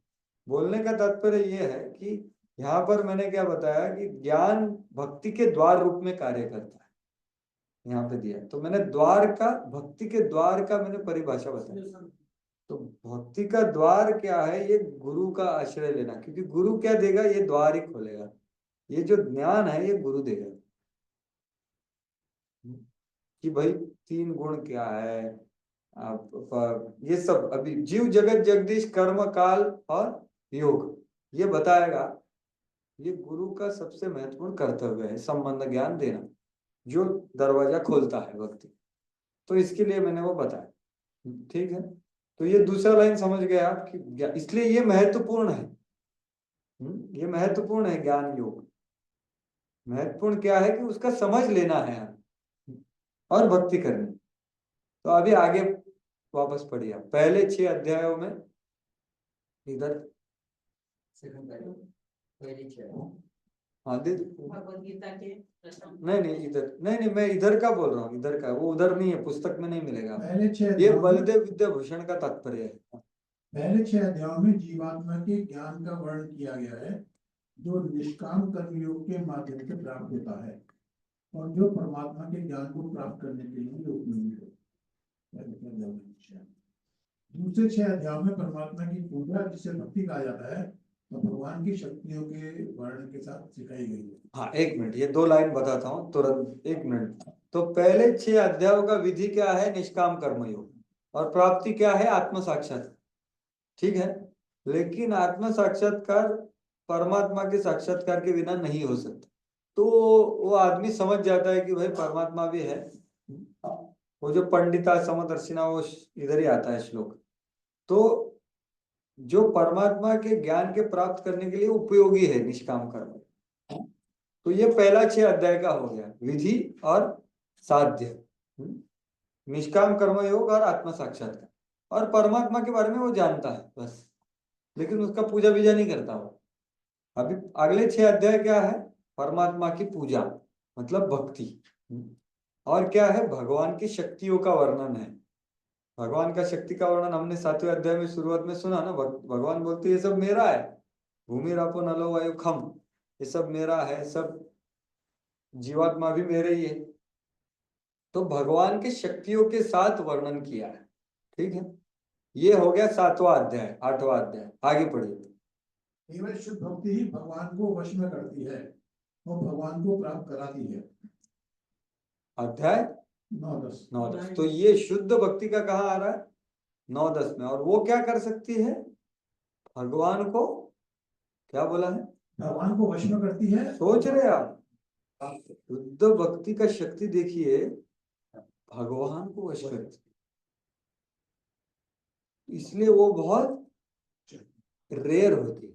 क्योंकि भगवान खुद को इतना आसानी से देते नहीं, और दे दिया एक बार तो फिर दे दिया। तो इसलिए 9वें अध्याय में वो बताया। अभी मिश्र भक्ति के बारे में वो बताएंगे, आगे पढ़िए। परमात्मा की यह पूजा उन उपासकों के दुखों को नष्ट कर देती है जो संकट, धन या ज्ञान से मुक्ति चाहते हैं। अध्याय 7। तो ये कौन से 4 प्रकार के लोगों की बात हो रहा है, अर्थ जिज्ञासु, अर्थार्थी। ये परमात्मा की पूजा करते हैं और अपना समस्या को निपटा लेते हैं। तो ये हो गया मिश्र भक्ति। बढ़िया। अनन्य भक्तों की संगति से ऐसे निश्चित शुद्ध भक्त हो जाते हैं।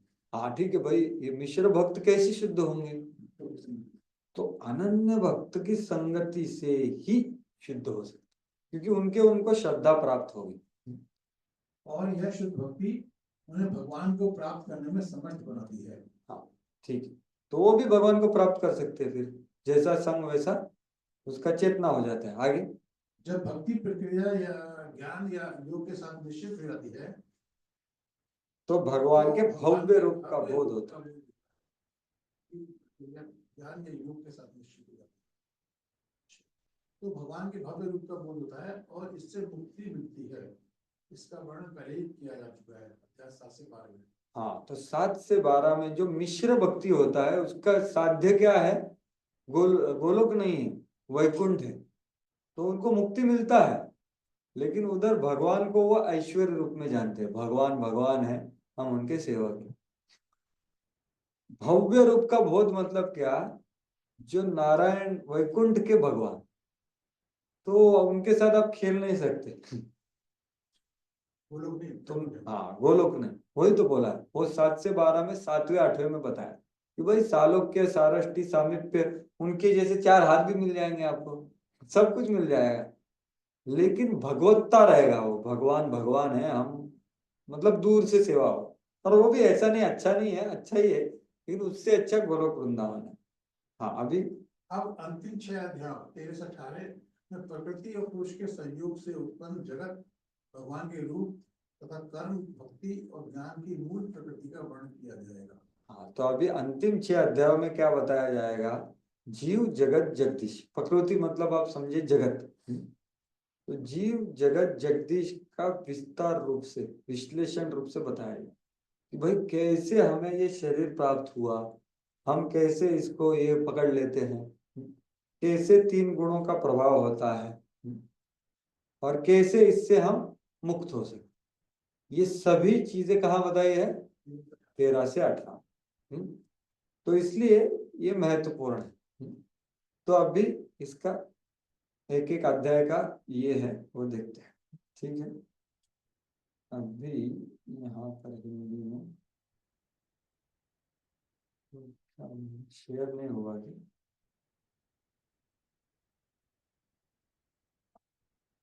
ओके, कुछ दिख नहीं रहा है। हरे कृष्ण, माफ कीजिए, क्या दिख रहा है अभी? जो अभी आपने पढ़ाया, पढ़ने के लिए बोला ना प्रभु जी, वो कुछ नहीं हमें दिख रहा था स्क्रीन। अभी दिख रहा है, ये आपको दिखा नहीं ना?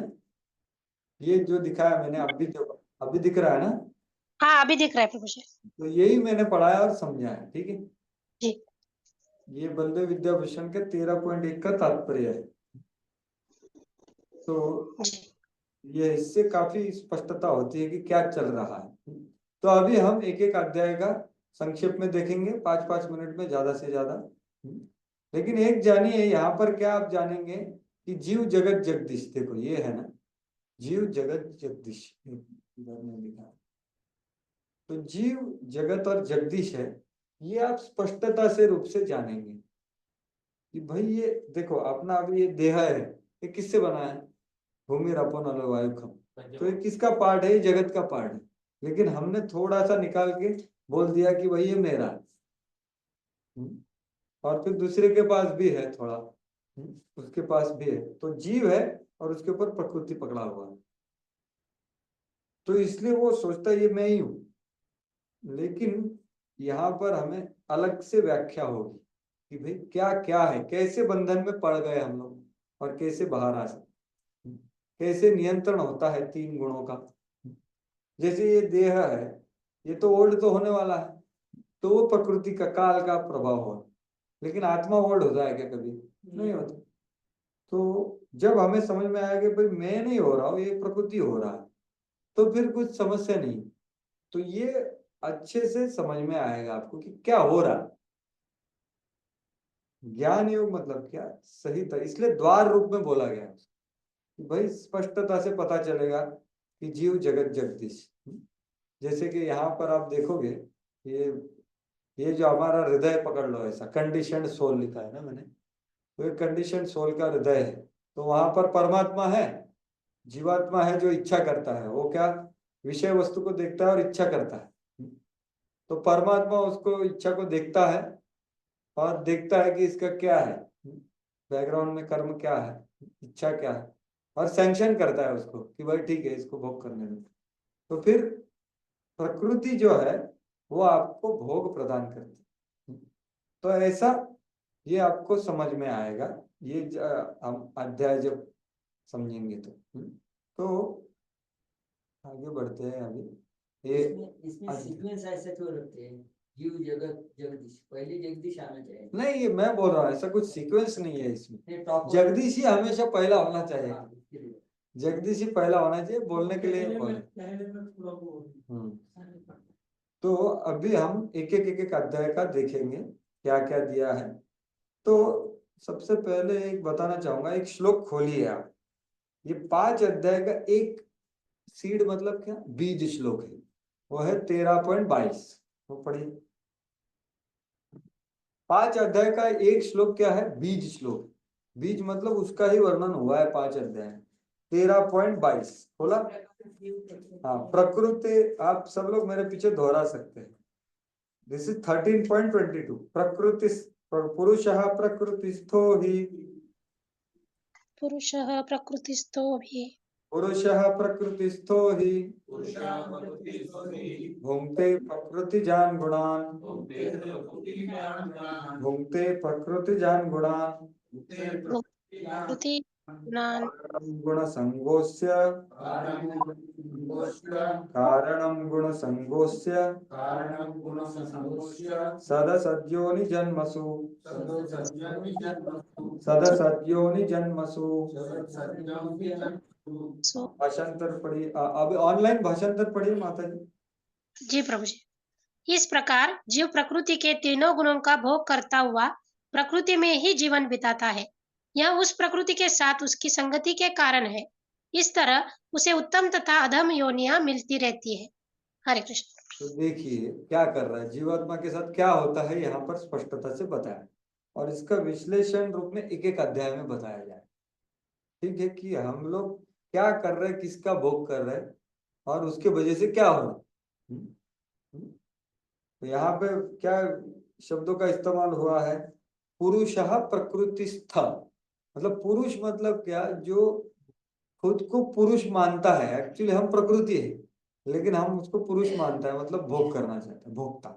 तो प्रकृतिस्थ है मतलब क्या, उसको एक देह में बिठाया गया है, और वो बोलता है मैं ये देह हूँ और मैं भोग करूँ। भाई ठीक है, प्रकृतिस्थ हुई। वो क्या भोग करता है, 3 गुण को भोग करता है। घूमते प्रकृति जान गुणा, प्रकृति से जनित 3 गुण है उसका वो भोग करता है। और फिर उससे क्या होता है, कारणम गुण संगोस्य सदसद योनि जन्मस। तो जैसा वो भोग करता है उससे वैसा शरीर प्राप्त होता है। किसे, गुण के हिसाब से। तो ये सब क्या बोलते हैं, पुनर्जन्म का पूरा बताया गया, क्यों होता है, कैसे होता है, किसके साथ होता है। तो ये पूरा क्या बोलते हैं, कभी कभी आप किसी डॉक्टर के पास गए ना, बहुत जटिल बीमारी हो गई आपको, लेकिन वो डॉक्टर एक्सपर्ट है तो क्या करेगा, आपको व्यवस्थित पूछ करके पूरा स्पष्टता से बता देगा कि भाई ये हो रहा है। तो वैसा ही हमारा भव रोग का एकदम ये जो 6 अध्याय है एकदम स्पष्टता से बताएंगे क्या प्रॉब्लम है। समझ रहे हैं आप, जैसे कोई अच्छा डॉक्टर बताएगा आपको विश्लेषण करके, फिर आप बोलेंगे हाँ सही है, अभी समझ में आया, गड़बड़ किधर है पता चल गया। वैसा ये आप 6 अध्याय में पता चलेगा कि भैया क्या है। तो अभी तो हम 13वें अध्याय में जाते हैं। ठीक है, 13वें अध्याय का क्या शीर्षक है देखिए। हाँ, नेचर, एंजॉयर एंड कॉन्शियस। तो प्रकृति मतलब नेचर, पुरुष मतलब एंजॉयर, और चेतना, चेतना मतलब ये भौतिक कंडीशन सोल का चेतना। ठीक है, तो ये क्यों दिया है, क्योंकि इधर आपको इसका स्पष्ट रूप से पता चलेगा। तो शुरुआत में आप देखो अर्जुन बहुत सारे प्रश्न करता है। प्रकृति क्या है, पुरुष क्या है, ज्ञान क्या है, ज्ञेय क्या है। 13.1 देखा आपने, 13.1 देखिए, वो सब प्रश्न कर रहा है भाई, मेरे को प्रकृति क्या है बताओ, पुरुष क्या है बताओ, क्षेत्र क्या है, क्षेत्रज्ञ कौन है, न्याय क्या है, ज्ञान क्या है, ज्ञेय क्या है। 6 प्रश्न किए। क्या 6 प्रश्न है उन्होंने, प्रकृति क्या है, पुरुष कौन है, क्षेत्र क्या है, क्षेत्रज्ञ क्या है।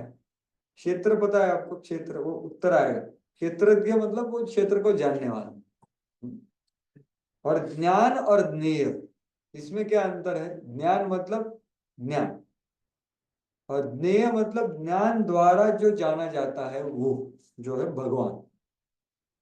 तो ये 6 प्रश्न के उत्तर में भगवान, तो ये आप देख रहे सामने देख रहे, इसको क्या नाम दिया है प्रभुपाद जी ने? प्रकृति, भोक्ता और चेतन जो भी है, तो उसको संस्कृत में क्या बोलते हैं? प्रकृति पुरुष विभाग योग। तो विभाग जो जो योग प्रकृति और पुरुष को विभाग कर देता है वो योग। जीव और भगवान दोनों ही शरीर में स्थित है, दोनों क्षेत्रज्ञ है, शरीर गुणों से युक्त होकर कार्य करता है। तो श्लोक पहले में ये 6 प्रश्न किए, आप सामने इधर देख सकते हो। अभी ये जो विहंगावलोक है, अभी चैप्टर का विहंगावलोक देख रहे हैं, ठीक है? इधर ऊपर देख, पहले श्लोक में ये 6 प्रश्न किए हैं और फिर 2 से 7 में भगवान तीसरे, चौथे और 5वें का उत्तर देते हैं। मतलब क्या? क्षेत्र क्या है, क्षेत्रज्ञ कौन है और ज्ञान क्या है। तो क्षेत्र क्या है? ये शरीर क्षेत्र है। क्षेत्रज्ञ कौन है? 2 क्षेत्रज्ञ है। एक क्षेत्रज्ञ हम खुद, हम ये शरीर के बारे में जानते हैं, और दूसरा क्षेत्रज्ञ भगवान जो मेरा, आपका और सबका जानते। तो ये चौथे का उत्तर। 5वें का उत्तर क्या है? ज्ञान क्या है? तो वो पूरे गुण का वर्णन है, अमानित्वम, अदम्भित्वम इत्यादि। तो वो 2 से लेकर के 7 हो गए। आगे 5वें प्रश्न का उत्तर दिया। 5वां प्रश्न क्या है? क्या है प्रश्न? ज्ञान का अर्थ है क्षेत्र के 2 ज्ञाताओं को समझाना। नहीं, पांचवा प्रश्न क्या है? ज्ञान और ज्ञेय। 5वां ज्ञान, 6वां ज्ञेय। तो 8 से लेकर के 12 है ज्ञान की प्रक्रिया क्या है। 6 प्रश्न पता चले क्या आपको? देखो, प्रकृति पुरुष पहले 2, क्षेत्र क्षेत्रज्ञ दूसरे 2, ज्ञान ज्ञेय तीसरे 2, ठीक है? तो अभी 5वें प्रश्न का आगे उत्तर दे रहे भाई ज्ञान की प्रक्रिया क्या है। तो यहाँ पर पूरे गुणों का वर्णन आप देख सकते हो, अमानित्वम, अदम्भित्वम, करेक्ट वही है ना?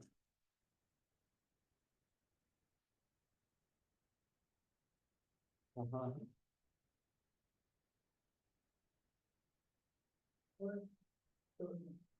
हाँ, अमानित्वम 8 से लेकर के 12 तक देखा आपने, अमानित्वम, अदम्भित्वम इत्यादि। तो वो ज्ञान की प्रक्रिया को बताता है। और 13 से लेकर 19 तक, तो आप खोलिए 8 से लेकर के 12, बहुत महत्वपूर्ण है। तो ज्ञान में बहुत बड़ा है वो, अभी टाइम नहीं है, मैं सिर्फ महत्वपूर्ण चीज बता देता हूँ कि ज्ञान की शुरुआत होती है अमानित्वम अदम्भित्वम से, मतलब नम्रता और दाम्भिकहीनता, वो प्रक्रिया की शुरुआत है। और फिर बाकी क्या क्या गुण की जरूरत है वो सब बताया है, आचार्य, उपासनम, शौचम इत्यादि। तो ज्ञान की प्रक्रिया है। ज्ञान की प्रक्रिया ये नहीं है भौतिक किताब आदि कॉलेज में जाके ज्ञान प्राप्त करो, नहीं, ये ज्ञान की प्रक्रिया। भगवान बोलते हैं ये जो 20 आइटम है ये ज्ञान की प्रक्रिया है, ये छोड़ करके जो भी है वो क्या है? अज्ञान है। तो जो भी अभी सिखाया जा रहा है वो अविद्या है, ये ज्ञान है। 13 से लेके 19 में क्या है? 6वें प्रश्न का उत्तर है, वो क्या है? ज्ञान द्वारा प्राप्त किया हुआ विषय वस्तु है भगवान, क्षेत्रज्ञ को जानना, उसका वर्णन किया 13 से लेकर के 19। और 20 से 26 में पहले 2 का उत्तर दिया है कि भाई प्रकृति और पुरुष का उत्तर, ठीक है? और 27 से लेकर 35 में कैसे आदमी को शास्त्र, क्या बोलते हैं, शास्त्र चक्षु प्राप्त होता है। जैसे मैंने आपको बताया ना कि शास्त्र चक्षु मतलब क्या, कि ये जो पिक्चर है ना प्रभुपाद ने दिया हुआ, ये देखना जीवन में, ये देखो, ये जो है ना पिक्चर, इसमें क्या दिख रहा है आपको? भगवान दिख रहा है जगदीश, बीच में 3 माताएं हैं वो है प्रकृति, और नीचे सोल है, और बीच में 3 गुणों का ये लगा है। ऐसा आपको जब दिखेगा, क्योंकि ये दिखता नहीं है ना, मतलब आग से नहीं दिखता, ये दूरी नहीं दिखेगा आपको, ऐसा ये रस्सी है, रजोगुण का रस्सी, ऐसा नहीं है, लेकिन आपको पता चलेगा अरे मेरे को ये रजोगुण की रस्सी ने खींच लिया, समझ रहे हैं? तो वो शास्त्र से देख रहा है। आप खुद के जीवन में देख पाओगे कि भाई रजोगुण का प्रभाव है, तमोगुण का प्रभाव है, फिर आप क्या करोगे? उससे दूर रहोगे, पता चलेगा ना गड़बड़ हो रहा। तो अगले अध्याय में वो अच्छे से वर्णन होगा 14वें अध्याय। तो शास्त्र चक्षु जो 27 से लेके 35 क्या है? शास्त्र चक्षु, ज्ञान चक्षु, वो ट्रांसलेशन ठीक नहीं हुआ। शास्त्र शास्त्र चक्षु या ज्ञान चक्षु? देखो, हमें प्रेम चक्षु प्राप्त करना है। अभी कौन सा चक्षु है अपना? चर्म चक्षु, बराबर। चर्म से देखते हैं हम, लेकिन अभी प्रेम तक पहुंचना है, बीच में कौन सा लेना पड़ेगा? दरवाजा, ज्ञान का दरवाजा। ज्ञानांजन शलाकया, गुरु क्या करता है? ये जगत को वास्तविक रूप में दिखाएगा, नग्न का नग्न करके दिखाएगा, जग जग जग नहीं दिखाएगा। अब भी जो बाहर दिखता है वो जग जग दिखता है ना, लेकिन गुरु क्या बोलेगा? वो जग जग को हटाओ, ये देखो क्या चल रहा है। वो ज्ञान चक्षु इससे आएगा। तो ये हो गया 13वां अध्याय, ठीक है। तो 14वें अध्याय में क्या बताया है वो अभी देखते हैं। तो ये एक पूछने का है, अभी ये कंप्लीट कर लेते हैं बाद में, क्योंकि 11:29 हो गया। एक वाक्य है इसके लिए। नहीं, आएंगे ना वापस, प्रश्न उत्तर में आप कर लीजिए, उसको पार्किंग में रखिए। 14वां अध्याय क्या है? नाम क्या है? देखो 14वें अध्याय का, प्रकृति के 3 गुण। 3 गुण। तो ये 3 रहस्य हमें देखना है हमारे जीवन में और दूसरों के जीवन में, तो हम कुछ मदद कर सकते। पहले हमारे जीवन में देखना पड़ेगा।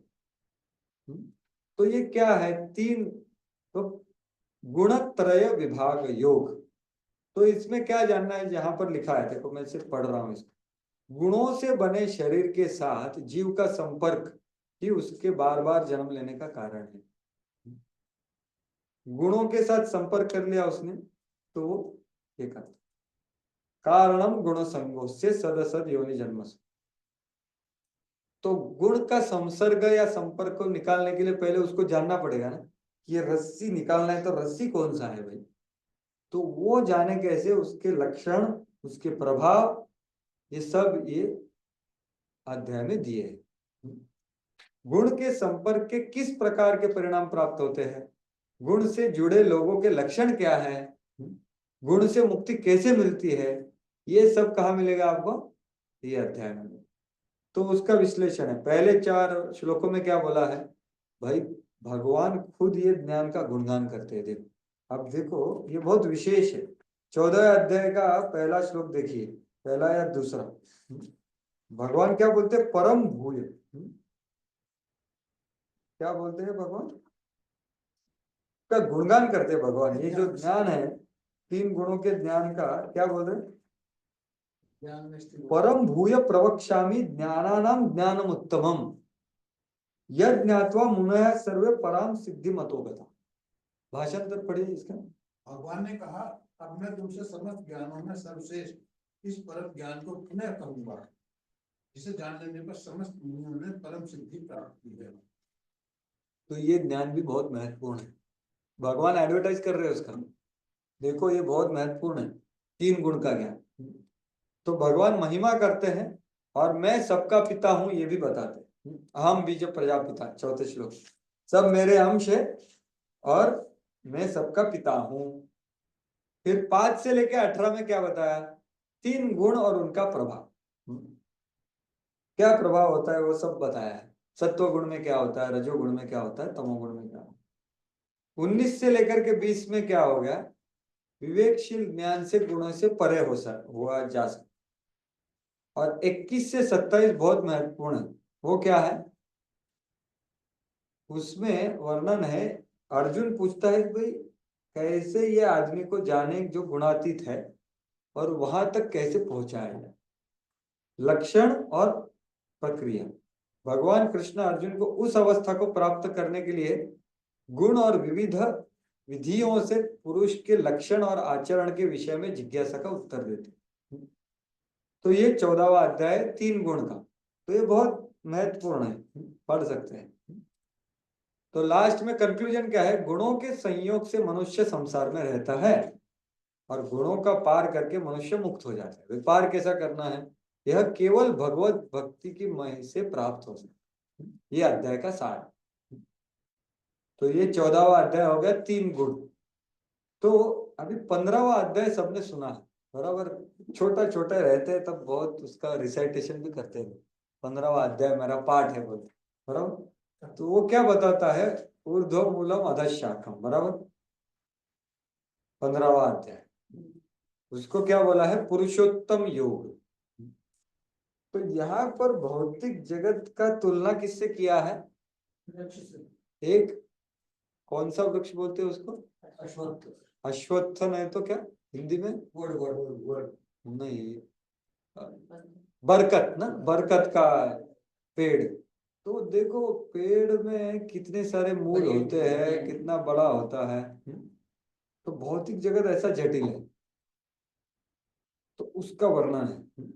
तो देखो पिछले अध्याय में आपने कहा था कि भक्त गुणों को पार कर जाता है, अंतिम श्लोक में ब्रह्म का पद। लेकिन ये भौतिक जन किन गुणों से बना है, इसकी शुरुआत कहाँ से हुई, ऐसा प्रश्न आ सकता है। वो जीव कौन है जो अपनी आपकी भक्ति से संसार को पार करता है, और आप भगवान कौन है जो ब्रह्म का भी आधार है। ये प्रश्न अगर कोई करेगा तो उसके उत्तर यहाँ पर मिले कि भाई शुरुआत कहाँ हो। तो भगवान यहाँ पर बताते हैं ये भौतिक जगत का जो संसार है वो चालू हुआ है इच्छा से। तो जो आध्यात्मिक जगत का प्रतिबिंब को भौतिक जगत बोला गया है, बराबर। और वो जो झाड़ है वो ओरिजिनल झाड़ है आध्यात्मिक जगत में, लेकिन उसका क्या प्रतिबिंब क्या, लेकिन विकृत प्रतिबिंब इधर है, बराबर। तो वो प्रतिबिंब जिसके ऊपर होता है वो है भौतिक इच्छा। भौतिक इच्छा नहीं तो प्रतिबिंब होगा क्या? नहीं होगा। तो वो उल्टा पूरा झाड़ का वर्णन करते हैं पहले 6 अध्यायों में कि भाई ये झाड़ है और इसको काटो कैसे, अनासक्ति से काटो और ज्ञान से काटो। 2 असंग शस्त्रेण दृढ़ेन चित, वैराग्य के साथ वृक्ष को काटो, और उसके लिए ज्ञान जरूरी है। पता चलना है ना, हम लोग पायरी काट दिया तो वृक्ष को काटना है तो ज्ञान का जरूरत है। गाय को काट। हाँ, तो 1 से 6 में भगवान वो वर्णन करेंगे झाड़ क्या है, उसका तना क्या है, उसका रूट क्या है, उसका पत्ता क्या है, उसका फूल क्या है, फल क्या है। तो पत्ता क्या है, वेद है इत्यादि। वैराग्य के साथ क्या लिखा? साचरा। एक्चुअली वो वही इंग्लिश ट्रांसलेशन नहीं हुआ अच्छी तरह से। वैराग्य के साथ इंग्लिश में देखना पड़ेगा आपको जी, वो देख लेंगे बाद में। पहले 6 अध्याय में या पहले 6 श्लोक का बात हो रहा है अभी। एक अध्याय में जा रहे हैं हम लोग अभी। 7 से लेकर के 11 में क्या बताया, कैसे पुनर्जीवन होता है कि भाई वो उसको ये सब में आसक्ति होता है। श्लोक स्पर्शनम च रसनम घ्राणम एवं च, जैसे वायु है ना एक फूल का सुगंध लेके चला जाता है, वैसा ये जीव अपनी इच्छाओं को लेके आगे चलता है और दूसरा बॉडी को प्राप्त करता है। तो 7 से लेकर के 12 से 15 सबसे महत्वपूर्ण है ये अध्याय कि क्या करता है कृष्ण वैयक्तिक रूप से हर एक जीव के भोग की व्यवस्था करता है और मोक्ष की भी व्यवस्था। वो कहां से कहां बताया, 12 से लेकर के 15 में। वो कैसे करता है मैं आपको बताता हूं कि आज आपका होमवर्क है ये। 12 से लेकर के 15 आप श्लोक पढ़िए कि भगवान ये जगत अंधाकर्मय जगत में सूर्य और चंद्र लेकर के आते हैं जिससे हम देख सकते हैं, वो वस्तु को देख सकते हैं। वो आने के बाद भगवान हमको बीच में बैठने के लिए आसन देते हैं, नहीं तो खड़ा रहने के लिए पृथ्वी है ना ये, जिस करके हम भोग वस्तु बना सकते हैं। फिर भगवान उसमें टेस्ट बन के घुस जाते हैं सूर्य और चंद्रमा से। जैसे सब्जी है, फल है, उसमें टेस्ट बन के कौन जाता है, भगवान। फिर हम क्या करते हैं, उसको तोड़ के खाते हैं, आनंद लेते हैं। फिर पचाता कौन है, भगवान। भगवान पचाते। और बाद में वो आपको याद भी दिलाते हैं, भाई तेरे को ये भोग करना था। वो परमात्मा रूप में सर्वस्य चाहम हृदय सन्निविष्टो मत्तः स्मृति ज्ञानम अपोहनम। तो ये 15.15 श्लोक है। तो यहाँ तक भगवान प्रेम वश अपने जो जीवात्मा हमारे से दूर चला गया उसके भोग की पूरी व्यवस्था कर छुप कर। लेकिन मोक्ष की भी व्यवस्था करते क्या, वेद वगैरह भेज कर। हाँ, वेदेश्च सर्वर अहमेव वेद वेदांतकृत वेदविदेव। तो ये 12 से लेकर के 15 और फिर लास्ट 5 जो श्लोक है वो है वेदांत सूत्र का सार कि भाई पुरुषोत्तम कौन है। तो ब्रह्म होता है, ब्रह्म है आध्यात्मिक और प्रकृति है भौतिक। उसके परे क्या है? परमात्मा। परमात्मा के परे है भगवान। तो ये सब भगवान बोल रहे हैं लास्ट 5 श्लोक में। ठीक है, तो सार क्या है? इस अध्याय में विभिन्न प्रकार के पदार्थ और चेतन सत्ताओं तथा कृष्ण की परम स्थिति को दास रूप में कार्य करने वाले भगवान द्वारा समझाया। तो भगवान कैसा रूप से कार्य कर रहे हैं? जीव का दास। जीव का भोग का अरेंजमेंट भगवान कर रहे हैं, लेकिन वो सबसे चरम है ये 15वें अध्याय में। तो ये हो गया 15वां अध्याय। 16वें अध्याय में क्या बताया है? तो ये जो बरकत का झाड़ है ना, ये समझिए आप। तो बरकत के झाड़ के जो फल है ना, कुछ अच्छे होते कुछ बुरे होते, तो वो अगले 16वें अध्याय में बताया। वो क्या है 16वां अध्याय? दैवी। तो कुछ लोग दैवी बनते हैं, कुछ लोग असुरी बनते हैं। तो दैवी का संबंध, दैवी का आचरण कैसा होता है, दिव्य गुण कौन से होते हैं, वो सब बताया है यहाँ पर। वर्णाश्रम पद्धति का भगवान बताते हैं, अभयम सत्व संशुद्धि 1 से लेकर के 6 तक। फिर असुरी प्रवृत्ति का विस्तार से वर्णन करते हैं। ठीक है, तो वृक्ष के 2 फलों का वर्णन करते हैं। 2 तरह के फल आते हैं ये वृक्ष, एक है असुरी प्रवृत्ति, एक है सुर प्रवृत्ति। तो फिर नरक से बचना है तो भाई लस्ट, एंगर और ग्रीड से दूर रखो। मतलब क्या? काम, लोभ और क्रोध, ये 3 क्या है? नरक के द्वार है। वो यहाँ पर ही बताया भगवान, क्योंकि वो सब तो संपद विभाग, देव असुर संपद विभाग योग, ये नाम। ये 16वां अध्याय हो गया। और फिर 17वां अध्याय इंटरेस्टिंग है। लास्ट में देखो, हाँ, ये जो लोग वेदों के अर्थ को सार समझे, जो लोग वेदों के अर्थ को समझ लेते हैं, वे स्वर्ग और शाश्वत मोक्ष की प्राप्ति करते हैं। जो लोग वेदों को अस्वीकार करते हैं वो नरक में जाते हैं। तो आसुर का सबसे पहला लक्षण क्या है? वो वेदों को नहीं मानता, और जो वेदों को मान के चलता है वो सूर है। भगवान के सुर में सुर मिला, तो ये उसका अंतिम है। तो अर्जुन क्या प्रश्न पूछते हैं कि ये जगत में कुछ लोग हैं, वो लोग शास्त्र को तो नहीं मानते, लेकिन अपना अपना मन गढ़ंत कुछ श्रद्धा से करते रहते, उनका क्या होगा भाई? तो वो 17वां अध्याय है। उनका गंतव्य कैसे होगा? उनकी श्रद्धा के हिसाब से। श्रद्धा त्रय विभाग योग। तो देखो, आज बता रहा हूं, वेदों का पढ़कर तथा समझकर भी आलस्य या अन्य कारणों से धर्म का परित्याग कर देते। वो जानते वेदों में दिया, लेकिन बोलते ये प्रैक्टिकल नहीं, अभी दूसरा कुछ करेंगे। तो उनका क्या गंतव्य होता है वो सब इधर बताए। तो यहाँ पर तो भगवान क्या बोले? उसके श्रद्धा के हिसाब से वो खाता है, वो पूजा करता है, यज्ञ करता है, तपस्या करता है, दान करता है, सत्वगुण, रजोगुण, तमोगुण में। तो ये सब बताया है इधर 7 से लेकर के 22 आप देखोगे कि 3 गुण में भोजन कैसा होता है, तपस्या कैसी होती है, दान कैसा होता है, यज्ञ कैसा है, और उसको फिर भगवान के साथ कैसे जोड़े, ओम तत्सत वो बोल करके। तो ये 17वां अध्याय है, जो आजकल ज्यादा ये होता है क्योंकि लोग शास्त्र को फॉलो नहीं करते। और फिर 18वां अध्याय में पूरा गीता का वापस, जैसे दूसरा अध्याय था ना, वैसा 18वां अध्याय। तो 18वां अध्याय का चर्चा हम बाद में करेंगे, लेकिन ज्ञान योग ऐसा ये पूरा बताया गया। तो संक्षेप रूप में ये जो है इसमें क्या बताया है, सॉरी 13 से लेकर के 18 क्या है? ज्ञान योग है, जो भक्ति का द्वार है। इससे हम क्या करेंगे? जो संबंध ज्ञान है ना, जीव, जगत, जगदीश, काल और कर्म, ये आप विश्लेषण रूप में समझ पाएंगे, 3 गुण का प्रभाव जान पाएंगे और फिर उससे दूर रह पाएंगे। इसलिए इसको जानें। ठीक है, हरे कृष्ण, बहुत बहुत धन्यवाद।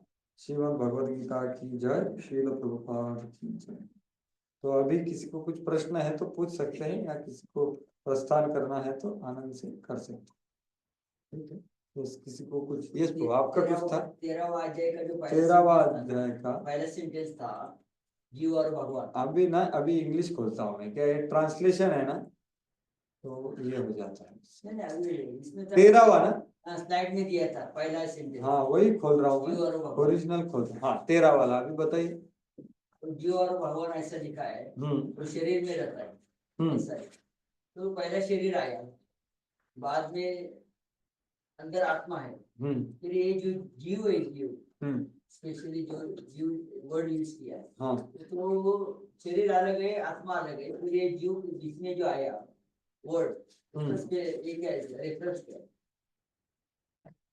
अब तो नॉर्मली Actually शरीर देखो, और आत्मा बोलते हैं। आत्मा, हाँ जब हम जीव बोलते हैं ना उसको कंडीशन सोल बोल सकते हैं। आत्मा जब बोलेंगे वो पूरा शुद्ध आत्मा। शुद्ध आत्मा। जब हम जीव बोलते हैं ना मतलब उसको शरीर भी है, देहधारी जीव ऐसा बोल सकते हैं। तो जीव जब बोला जाता है शब्द, तो वहां पर समझ लेना चाहिए भाई वो देहधारी जीव है, और साक्षात्कारी आत्मा नहीं। इसलिए बोला है जीव और भगवान वो एक ही देह में रहते, हाँ, वही ना, शरीर में रहते। शरीर इसका में। मतलब शरीर अलग है, आत्मा अलग है और जीव बीच में आए। हाँ अलग है, लेकिन वो मानता है ना, वही तो ईश्वर, इसलिए उसको जीव कहते, आत्मा नहीं बोलते, उसको जीव बोलते, एक अलग टर्मिनोलॉजी निकाले। और किसी का कुछ प्रश्न है इसके बारे में, ऑनलाइन ऑफलाइन? हाँ एक्चुअली ये गूगल का ट्रांसलेशन है। प्रकृति, प्रकृति जड़ जड़ जगत ना, पदार्थ मतलब भौतिक चीज, पदार्थ, पदार्थ का मतलब है भूमि, रापो, नलो, वायु। हाँ यस को ये सब अपलोड कर देता हूँ मैं वो group. Yes yes yes pro जी, सब भेज दूँ बिल्कुल। वो मैं बताने ही वाला था, आप फोटो ले रहे थे तो ये सब भेज देंगे। एक्चुअली कुछ मिस्टेक्स है उसमें, वो ठीक करके ऐसा भी भेज दूंगा वैसे। वो ग्रुप है ना शॉर्ट कोर्स करके, उसमें आप ज्वाइन करो ना उसको। कौन है? हाँ बताता हूँ। मुझे आत्मा और फिर जीव, फिर शरीर के साथ है तो जीव होगा, मतलब होता हो तो आत्मा कभी बोलेंगे उसको। देखो हमारा डिपार्टमेंट का नाम क्या है इधर बुक डिस्ट्रीब्यूशन का? जीव दया। जीव दया। आत्मा दया नहीं है, क्योंकि जो समझ गया मैं आत्मा हूँ शरीर नहीं हूँ, उसको दया दिखाने का जरूरत नहीं, वो दूसरे के ऊपर दया करे। तो जीव मतलब कौन? हम सब लोग, जो अभी तक हमारा साक्षात्कार नहीं हो, हमारा शरीर भी है, तो वो हो गया जीव। ठीक है, साक्षात्कार होने के बाद फिर उसको आत्म साक्षात्कारी, आत्म साक्षात्कार बोल सकते हो उसको, तो उसको बोल सकते हैं भाई वो समझ गया है फिर आत्मा। लेकिन हम बोल सकते हैं हम जीव है, हमारे ऊपर दया कीजिए, इसलिए तो जीव दया। तो ये विश्लेषण बोलते हैं इसको कि भाई आत्मा अलग है, शरीर अलग है, लेकिन वो आत्मा शरीर खुद को मान रहा है, और ये 3 गुण के प्रभाव से, प्रकृति के प्रभाव से, क्योंकि उसका इच्छा है, फिर वो भौतिक शरीर बोलता है ले तेरे को इच्छा है तो ले, ये तू समझ ले। यानी 3 गुण मिश्रित आया तो जीव हुआ। हाँ 3 गुणों के अलावा कुछ कर ही नहीं सकते ना। जैसे मैंने एक बार उदाहरण दिया था, देखो आटा है, आटा और शिंगदाना है, तो शिंगदाना के ऊपर आप शिंगदाने का भजा बनाएंगे जो, तो उसके ऊपर आप डुबाएंगे और फिर उसको फ्राई करें, तो उसके जो बाहर जो आटा है और वो बाहर वाला आटा वो सेम है ना। तो वैसा ही है, प्रकृति का ही हमारा शरीर बना है, और जो भोग करने वाला वो भी प्रकृति है। तो ये जड़ चीज एक दूसरे से लग के कैसे आनंद मिल सकता है? नहीं मिल सकता। लेकिन हम वैसा सोचते हैं, एक प्रकृति दूसरे प्रकृति को रब करके आनंद कैसे मिलेगा? तो वही चीज से विषय वस्तु भी बना है, वही चीज से हमारा इंद्रिय भी बना, और उसको हम घिस रहे हैं। एक को मान रहे मैं हूँ, एक को मान रहे विषय वस्तु है, एक दूसरे को घिस रहा है और लगता है ये आनंद है, लेकिन नहीं है, वो सेम चीज से बना हो, प्रकृति है। एक पार्ट ऑफ प्रकृति में बोलता हूँ मैं हूँ, और एक पार्ट ऑफ प्रकृति बोलता है ये विषय वस्तु। तो अभी मैं इसको पकड़ के भोग कर, लेकिन दोनों प्रकृति है ना, दोनों प्रकृति है। आणि बॉडी सपोज प्रकृति है, उसका बच्चा है, वो बच्चे प्रकृति का भोग करेगा, ऐसा इनडायरेक्टली हो गया उसका। हाँ, उसका बच्चा हो गया तो और वो आसक्त हो जाता है ना कि मेरा है ये, बराबर की। तो यही सब है ये इसमें। इसलिए भगवत गीता में एक्चुअली ये वेदों में 3 गुण के बारे में नहीं बताया जा रहा, अच्छा। भगवत गीता में बताया। इसलिए भगवान क्या बोल रहे हैं, ये बहुत गुह्य ज्ञान में बता रहा हूं, क्योंकि वेदों में भी ज्यादा वर्णन नहीं है इसका जितना भगवत गीता में वर्णन है। तो इसलिए ये जरूरी है। इसलिए 14वां अध्याय है, भगवान खुद गुणगान करके चालू करते। ये रस्सी दिखी ना 3 गुण की, तो फिर हम वो रस्सी को थोड़ा ये कर सकते, ढीला कर सकते, प्रभाव पड़ रहा है।